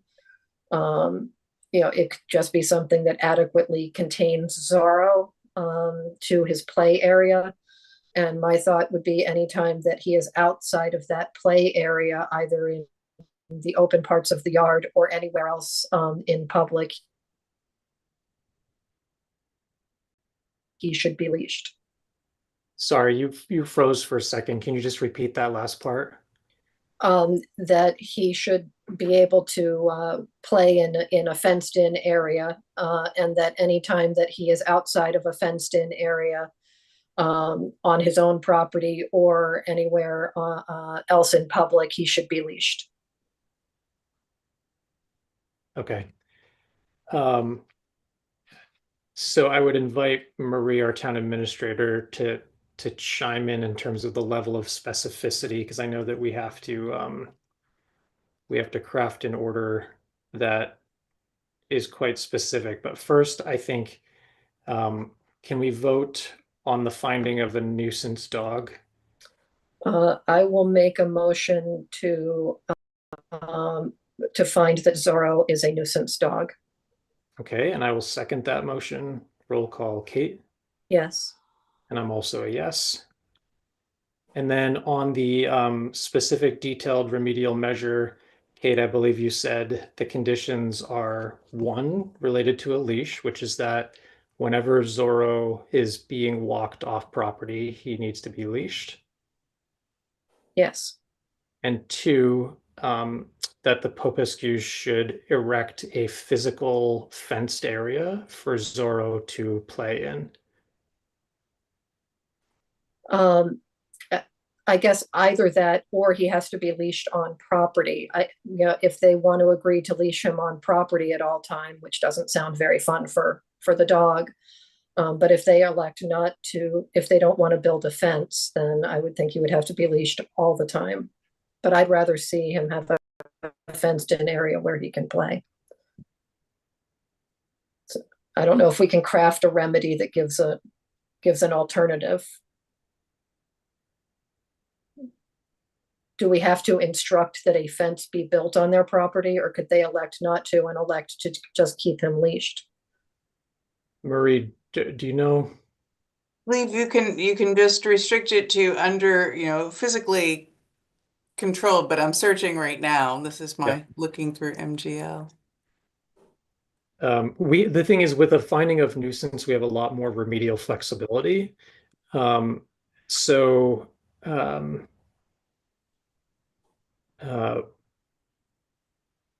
I'm just looking. Confined. I think it would be either that Zorro is leashed outside at all times, or that you erect a physical fence for him to play in on your yard. Now, I'm not there in the situation where a dog is determined to be dangerous. There are very specific requirements about the size of the fence and all of that. I don't think we need to go down that path whatsoever, but I would just say that it is a fence that needs to be able to keep Zorro in, because we don't want to find ourselves back here again. Now, if I may say something, we have this business who's specialized in this type of containment, and it's in Bolton, apparently. I never knew about them. Isn't it better to let them as experts to provide the solution rather than us kind of without the necessary expertise,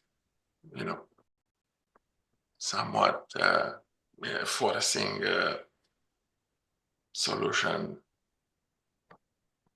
I mean, I understand what you're saying. Yeah, go ahead, Kate. Can I ask a question?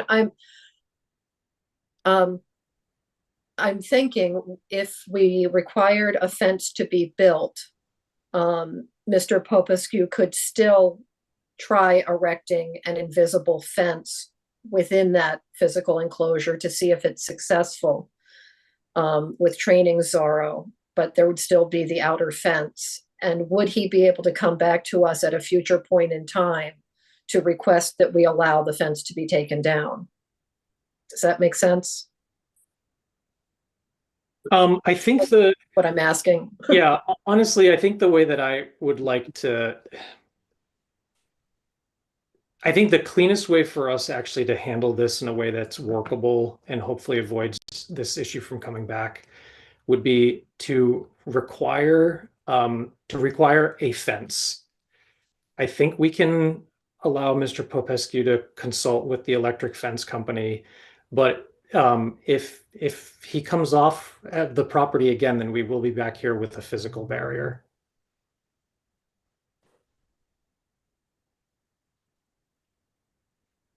I can't say I'm comfortable with the electronic fence. I really can't, given that Zorro is already not responding to a shock collar.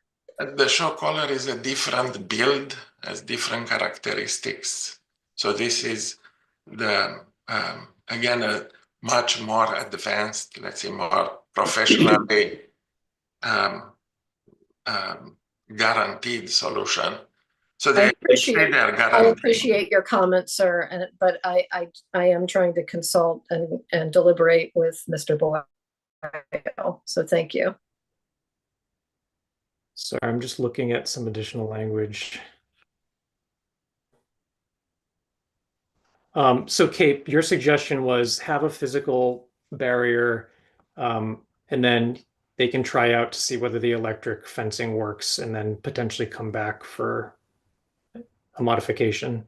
To ask for a modification to remove the physical barrier if they're successful in training him inside of the physical barrier using an electric fence. I know it's multiple more steps, but if it's successful, great, and maybe we don't need the physical barrier in the future, but I'm not comfortable risking not having a physical barrier right now to see whether the electronic fence would be successful or not. I Yeah. do think the Fantanas have the right to walk up and down that street with their dog on a leash without worrying, that the electronic fence is not going to do its job. So I'm just checking a few other things. Okay, so I think the best course of action then would be to order the physical barrier. And then it's up to you, Mr. Popescu, if you want to experiment and see if the electric fence within the barrier works, and then consider coming back for modification. We can cross that bridge when we come to it. But for now, what would be the criteria for success? So the only criteria for success is a guarantee from the professional company who is doing this, and they are assuming a certain responsibility. Otherwise, there is no guarantee for success, right? Well, you can present that to us at a future time, but we have a statute that we need to apply. There has been a bite off property, and that is a concern. Okay, so Kate, help me out here to restate. We're requiring a leash when he's off property and a physical fence on property for Zorro to play in. And also to be leashed on any part of the property that is not fenced. So he shouldn't be wandering where he could possibly go out onto the street.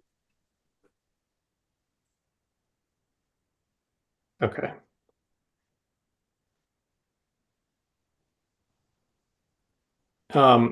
Okay, so I think the way we would say that is the order is that the dog will be confined to the premises of the owner of the dog, provided, however, that confined means securely confined indoors or confined outdoors in a securely enclosed and locked pen or dog run area upon the premises of the owner. Sorry, read that part again. Confined shall mean securely confined indoors or confined outdoors in a securely enclosed and locked pen or dog run area upon the premises of the owner. I was just thinking like a generic fence, not necessarily something that's locked or, that meets the definition of the enclosure with the sides and the floor. Well, we're not requiring sides and a floor, just that it's securely enclosed and locked. Securely enclosed works for me. Okay. Marie, did you get that? Or Jenny, did you get that? Yeah, I've got that. Okay. And then Kate, can you make a motion to that effect? I will make a motion that we enter an order requiring that the that the dog owner secure the dog on a leash when he is off property, and that when he is on property, he be restrained in a physical barrier, a secured physical barrier. What was your language? Securely enclosed and locked pen or dog run area. Okay. And I'll second that. Roll call. Kate? Yes. And I'm also yes. Okay, that concludes this matter, and we will be moving on to the next item on our agenda, which is any public comment on other matters not before the board tonight.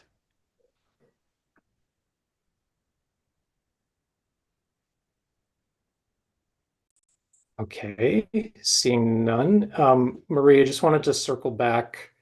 Was there anything left to your town administrator report? Nope, timed perfectly. Okay. Next, we are heading into select board business, and we'll start with the announcement of our budget information sessions. So our final remaining budget information session is Monday, April 28th at 7 p.m. That's at the Houghton Building. It'll be hosted by the town moderator. I also have a brief public service announcement, which is that I wanted to let folks know that at the upcoming Backyard Bolton on Saturday, May 10th, I will be having select office hours at Backyard Bolton from 10 a.m. to 2 p.m. So if people want to come by and chat about issues in town, I will be there. And any public service announcements from you, Kate? I have two. We have a community cleanup weekend coming that is sponsored by Amy Balowitz and Mary Boyd. It is the weekend of April 26th and 27th. This is where we go out and pick up all the trash along the side of the roads. You can go and pick up a free red trash bag at Amy Balowitz's office at 626 Main Street behind the Bolton Bean. And you can fill up your bags and return it to 21 Cider Circle in their dumpster. So it's a chance to clean up the town and dispose of all of the debris for free. Again, that's April 26th and 27th. And right after you finish helping with townwide cleanup, you should come to the Bolton Local Community Potluck on April 27th at the Common from 4 to 6 p.m. Great, thank you. Any other public service announcements, Jenny or Marie, that we forgot? No, okay, we're good. Next, I would like to vote, consider and vote on a commendation letter. So let me just read the commendation letter and then we can vote on it. So this is dated today's date, April 17th, 2025. And it is addressed to Mr. Stanley Wysocki, and the commendation letter reads as follows. Dear Stan, on behalf of the Bolton Select Board, we extend our deepest gratitude and sincere commendation for your impressive and dedicated service to the town of Bolton. Your commitment to our community through your involvement on the Select Board, Law Committee, Advisory Committee, and Planning Board has been truly exemplary and has left an indelible mark on our town. Your willingness to volunteer your time, expertise, and thoughtful consideration across these crucial boards demonstrates extraordinary civic investment in the betterment of our community. Your over 2 decades of service as a member of the Select Board have been instrumental in guiding the town's governance policy decisions. As a 3-year member of the Advisory Committee and a 4-year member of the Planning Board, your careful analysis and input helped to inform recommendations for the benefit of all residents. You have dedicated countless hours to attending meetings, viewing documents, engaging in discussions, and making difficult decisions. Your commitment to understanding the complexities of town issues, as well as your unwavering for the benefits of Bolton, have been truly inspiring. The experience and institutional knowledge you have accrued in your lengthy tenure have been invaluable, providing content guidance for both fellow board members and town staff. We recognize that this level of commitment has required significant personal sacrifice from you and your family, and we deeply appreciate your dedication to service. For it is with great respect and admiration that we formally commend you for your lengthy and outstanding service to the town of Bolton. Your dedication serves as a worthy example of civic responsibility, and your contributions will be remembered and appreciated for years to come. And I believe this would be signed by me on behalf of the Select Board. Yeah, no, I have no issues with that. Okay. Then I will sign that when Jenny makes a copy. Thank you. And now we have an initial discussion of spending limits and the salary process for revolving funds. Just as a reminder, this is actually something that former Select Board member Stan Wysocki had flagged as a future agenda item. And I just wanted to get the discussion started by saying that I think what we want to look for is first, as step one, just collecting all the information in one place about the various revolving funds and the limits and current process for those. So Maria, I'll turn it over to you. You're muted. I'm doing that right now. No, thank you. So I have a summary which I can share with the Select Board regarding our revolving funds. It lists it, and we have revolving funds that were departmental and revolving funds that are non-departmental. So let me go to Well, my. actually, what I was going to say is instead of doing that, you got further No. ahead than I thought we were even Okay. going to get tonight. Oh, okay. So you really took the initiative. All I wanted to do tonight was to get agreement from Kate that we would request that information that you've already gathered, and then also just agree that we should have another discussion about this sometime after annual town meeting, where we can kind of review all of the materials. That sounds lovely. What is notable is that the town has created revolving funds that are predominantly departmental.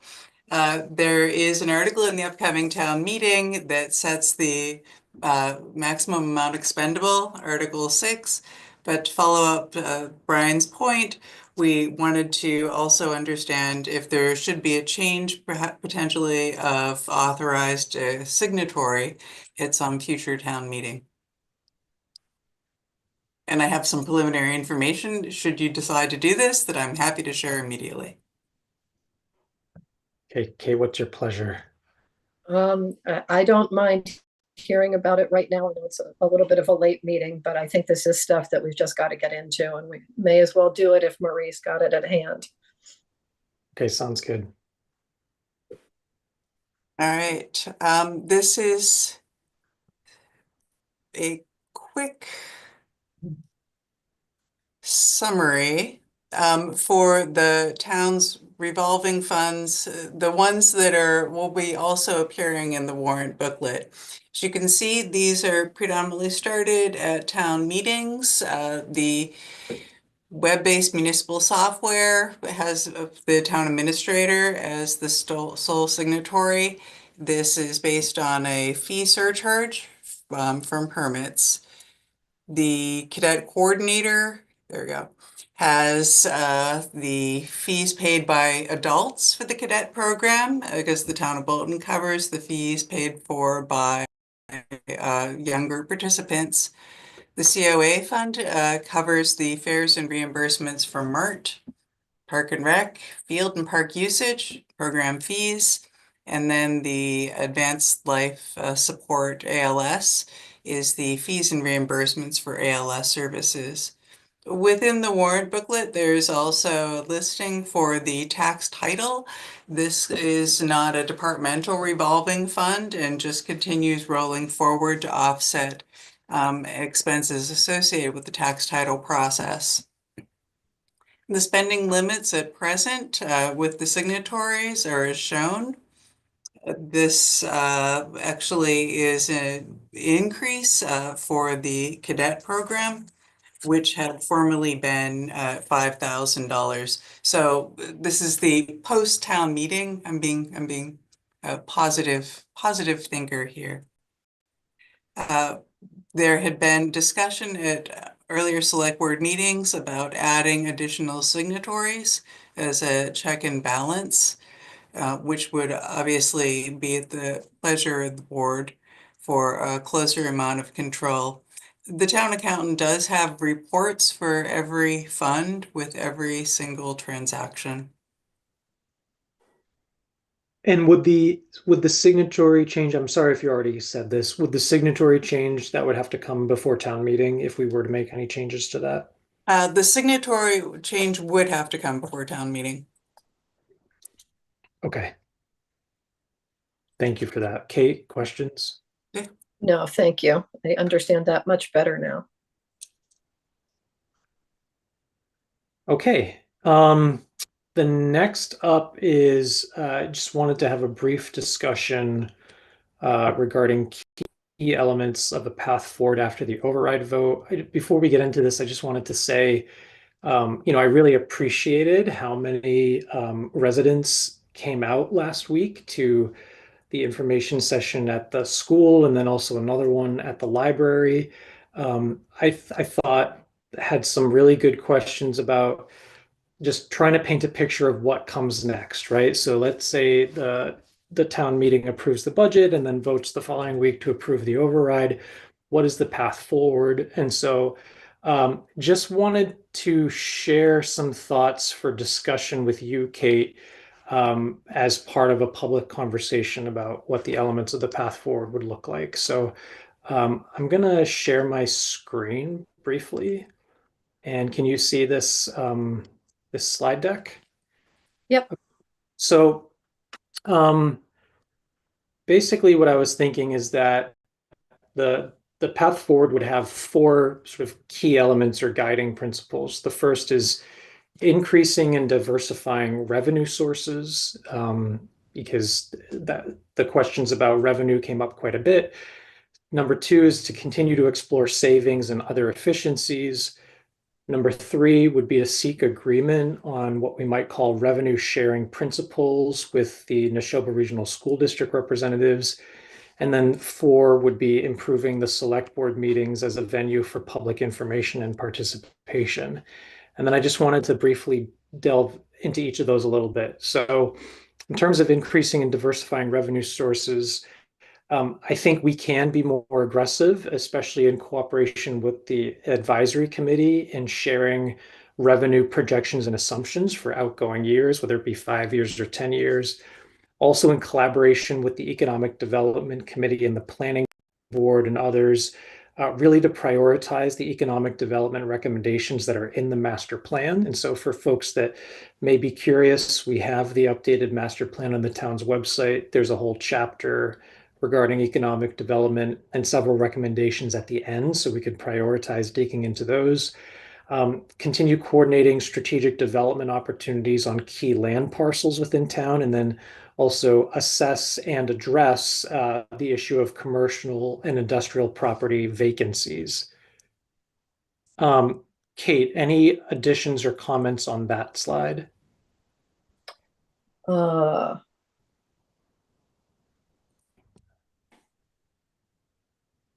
No, I think I'm good there. I think those are great. I think you're hitting the big issues of concern that we've been hearing from a lot of people, and these are great ways to start addressing them. Okay. For the second plank, exploring savings and other efficiencies, I think our town administrator can ensure that our whole budgeting process is really promoting cost savings and efficiencies. And in conjunction with that, making sure that we're providing support to each department and how to maximize that. And then just so that people know exactly what we mean when we're talking about all this, I think the select and the town departments should be reporting annually on the key cost saving measures that were undertaken in that year, and also the key activities to improve delivery. You know, that might look different for different departments, but we should take on the task of making sure we're publicizing that information to the public.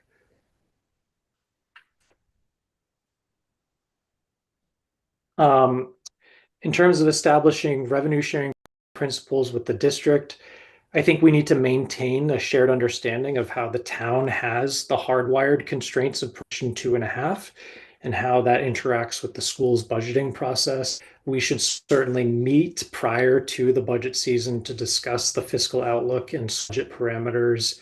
I also think we as a select board should be meeting at least annually with the select boards of Lancaster and Stowe regarding our outlook.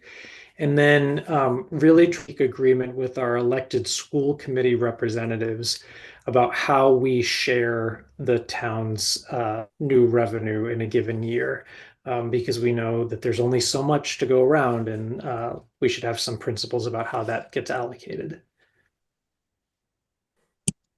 And then finally, in terms of improving select board meetings and public information participation, we already mentioned having the help from the advisory committee on revenue projections. I think we should just share budget projections and models early and regularly, along with our capital planning insights. I would also ask, and we did discuss this more in a future goal setting meeting, but that our town administrator just remember to report monthly on any economic development items. And then we should encourage greater public participation on town boards and committees, and also improve our communication and try to host some more in-person community info sessions. So those are the various elements I think of a path forward after the override vote. Kate, any additional comments? I know you had an opportunity to at least take a look at this prior to tonight's meeting. Yeah, I mean, I think that what I heard at the information session, and what I hear talking to people in town, you've covered all of the points that people are raising. Why can't we do this to raise revenue? Why are our expenses what they are? What are we doing about the school?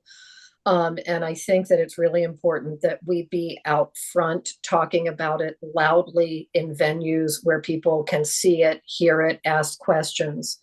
I know our meetings are public and open, but somewhere there's still a disconnect where people in the community are not connecting with the information. And I think it's great. I think it's great that we're both talking about taking steps to be more proactive in getting that out there, because our town employees and volunteers work incredibly hard to do the work that they do, and I think a greater understanding of that would be really helpful. So people can really understand not just where their tax dollars are going, but why they have to go to certain places, and the value that the people in town get for what they're paying. Great. Well, thanks for having this discussion, and obviously it's going to play a huge role in our select board goal setting and the town administrator goal setting as we head into the next fiscal year. Okay, next is any future agenda items. I have two, one of which I would be interested in a presentation from Marie and from Michelle, our tax collector, to discuss the state of uncollected real estate taxes, which has been an issue that's been raised frequently, both at meetings, at information sessions, and in social media. And I would just like to get that information out so that residents can understand how the town approaches unpaid real estate taxes. Okay, and are you hoping that could be something shared at the May 1st meeting? I don't know that it needs to be done before town meeting. It would be nice if it could, but I don't know how problematic it would be to pull a presentation together. But I think sooner rather than later. Okay. And then you had another one? I do. My second one is, and this is more long-term, definitely after town meeting, to discuss a plan for the select board to have, and this may be going hand in hand somewhat with your slide deck, but to understand better what individual department operations look like so that we can really understand where we could find efficiencies. I know that I need to understand the inner workings better than I do before I can, with a straight face, tell everybody that we're operating at peak efficiency. I think we're super efficient, but I need more facts, so that I can discuss that more in detail with people who have questions.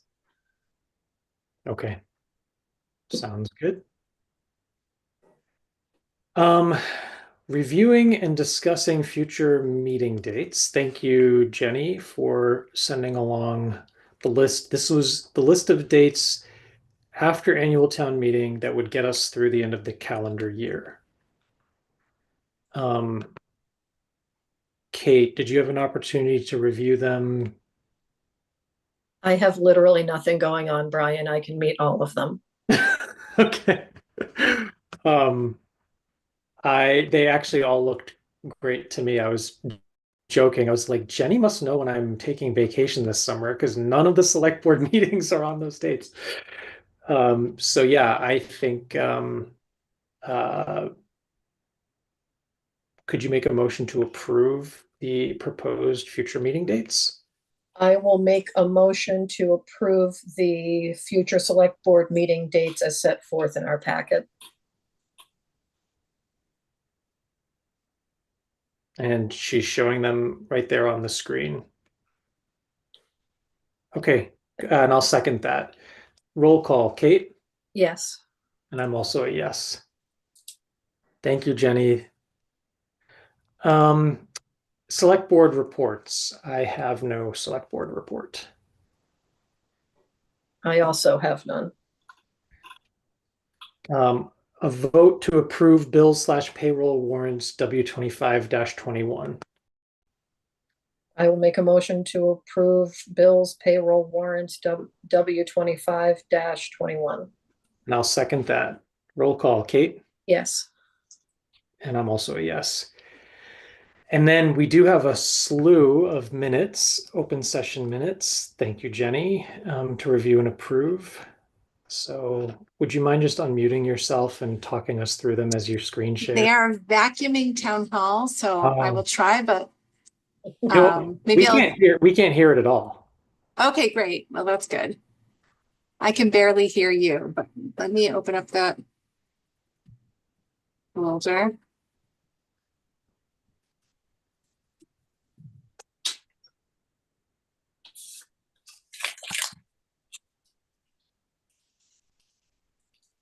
So we actually only have 2 sets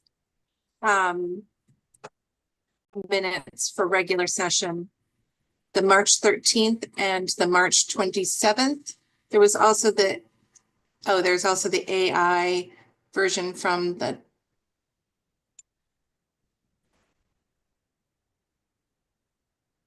from the 27th. We work backwards. I'm sorry? The AI was from February 27th. Yes, I thought, but I'm not finding it. Hang on. Hold on a second. So I'm seeing February 27th, which is the AI one, March 13th, and March 27th. Yes, and I'm seeing, sorry, I thought I had this all organized. I have March 13th, March 27th, and I think just in my other folder, I have the AI from February 27th. Is that what you just said? Yeah, and I also have the files with my edits if you need me to pull those up.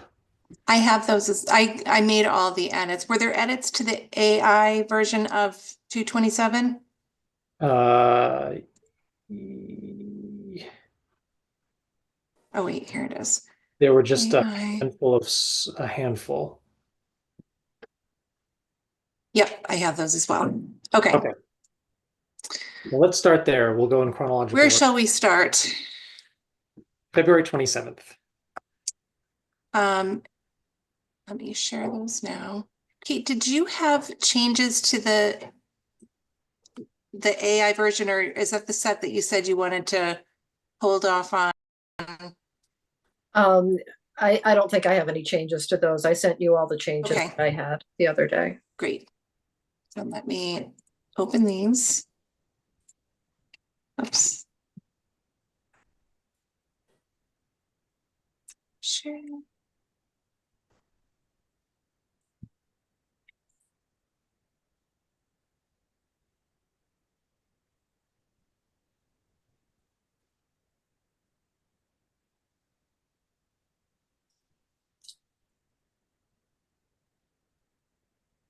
Okay.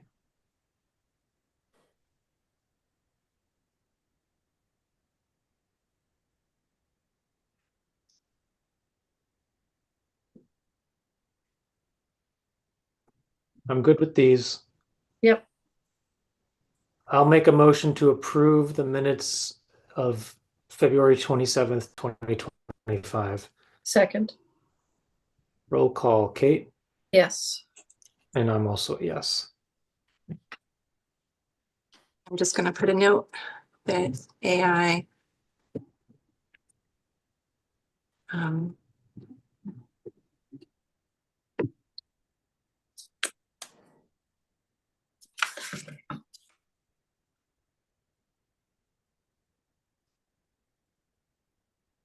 right, moving on. I will share the minutes from March 13th.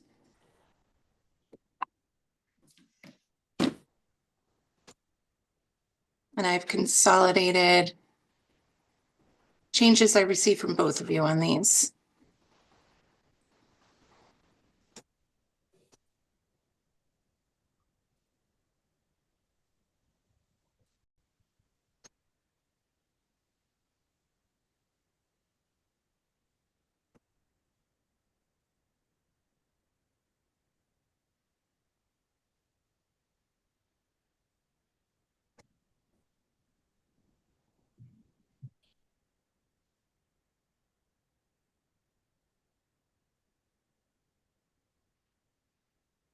There's still a typo, it looks like, in the third line, override. It's missing an E. Under the town The administrator. third line. Sorry. Oh, in the town administrator report. Oh, thank you.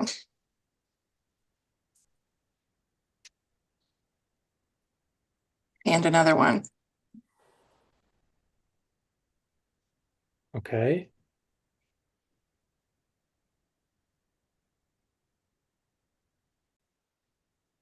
Okay. Yep. I'll make a motion to approve the minutes of March 13th as edited. Second. Roll call, Kate. Yes. And I'm also a yes. Finally, March. And March 27th. Also, I believe I received changes from both of you and they are on a single document.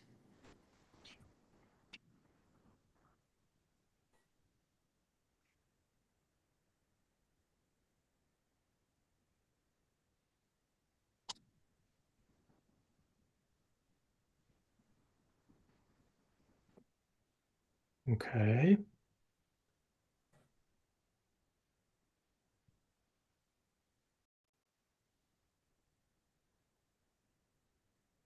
Okay. All right. I will make a motion to approve the minutes of March 27th. Second. Roll call, Kate. Yes. And I'm also a yes. Okay. And I distributed the April 3rd earlier this evening, and those can be ready for our May 1st meeting. Okay. Great. Sorry, I've lost the agenda, but I believe the only other item is to move into executive session. Hold on one second. Pursuant to Mass General Law 30A, Section 21A, Purpose 3, to conduct strategy with respect to collective bargaining or litigation with the police union, Local 286, Massachusetts Coalition of Police, IUPA AFL-CIO, the Fire Union Teamsters Local 170, and DPW Union AFS-CME, Council 93 AFL-CIO, if an open meeting may have a detrimental effect on the bargaining or litigating position of the public body, and the chair so declares, and to accept executive session minutes. I so declare. Second. My second is that. Well, Yeah, I'm moving. So I declare. move. I make a motion to move into executive session. Great. I second. Roll call, Kate. Yes. And I'm also a yes. 9:19. Just a moment.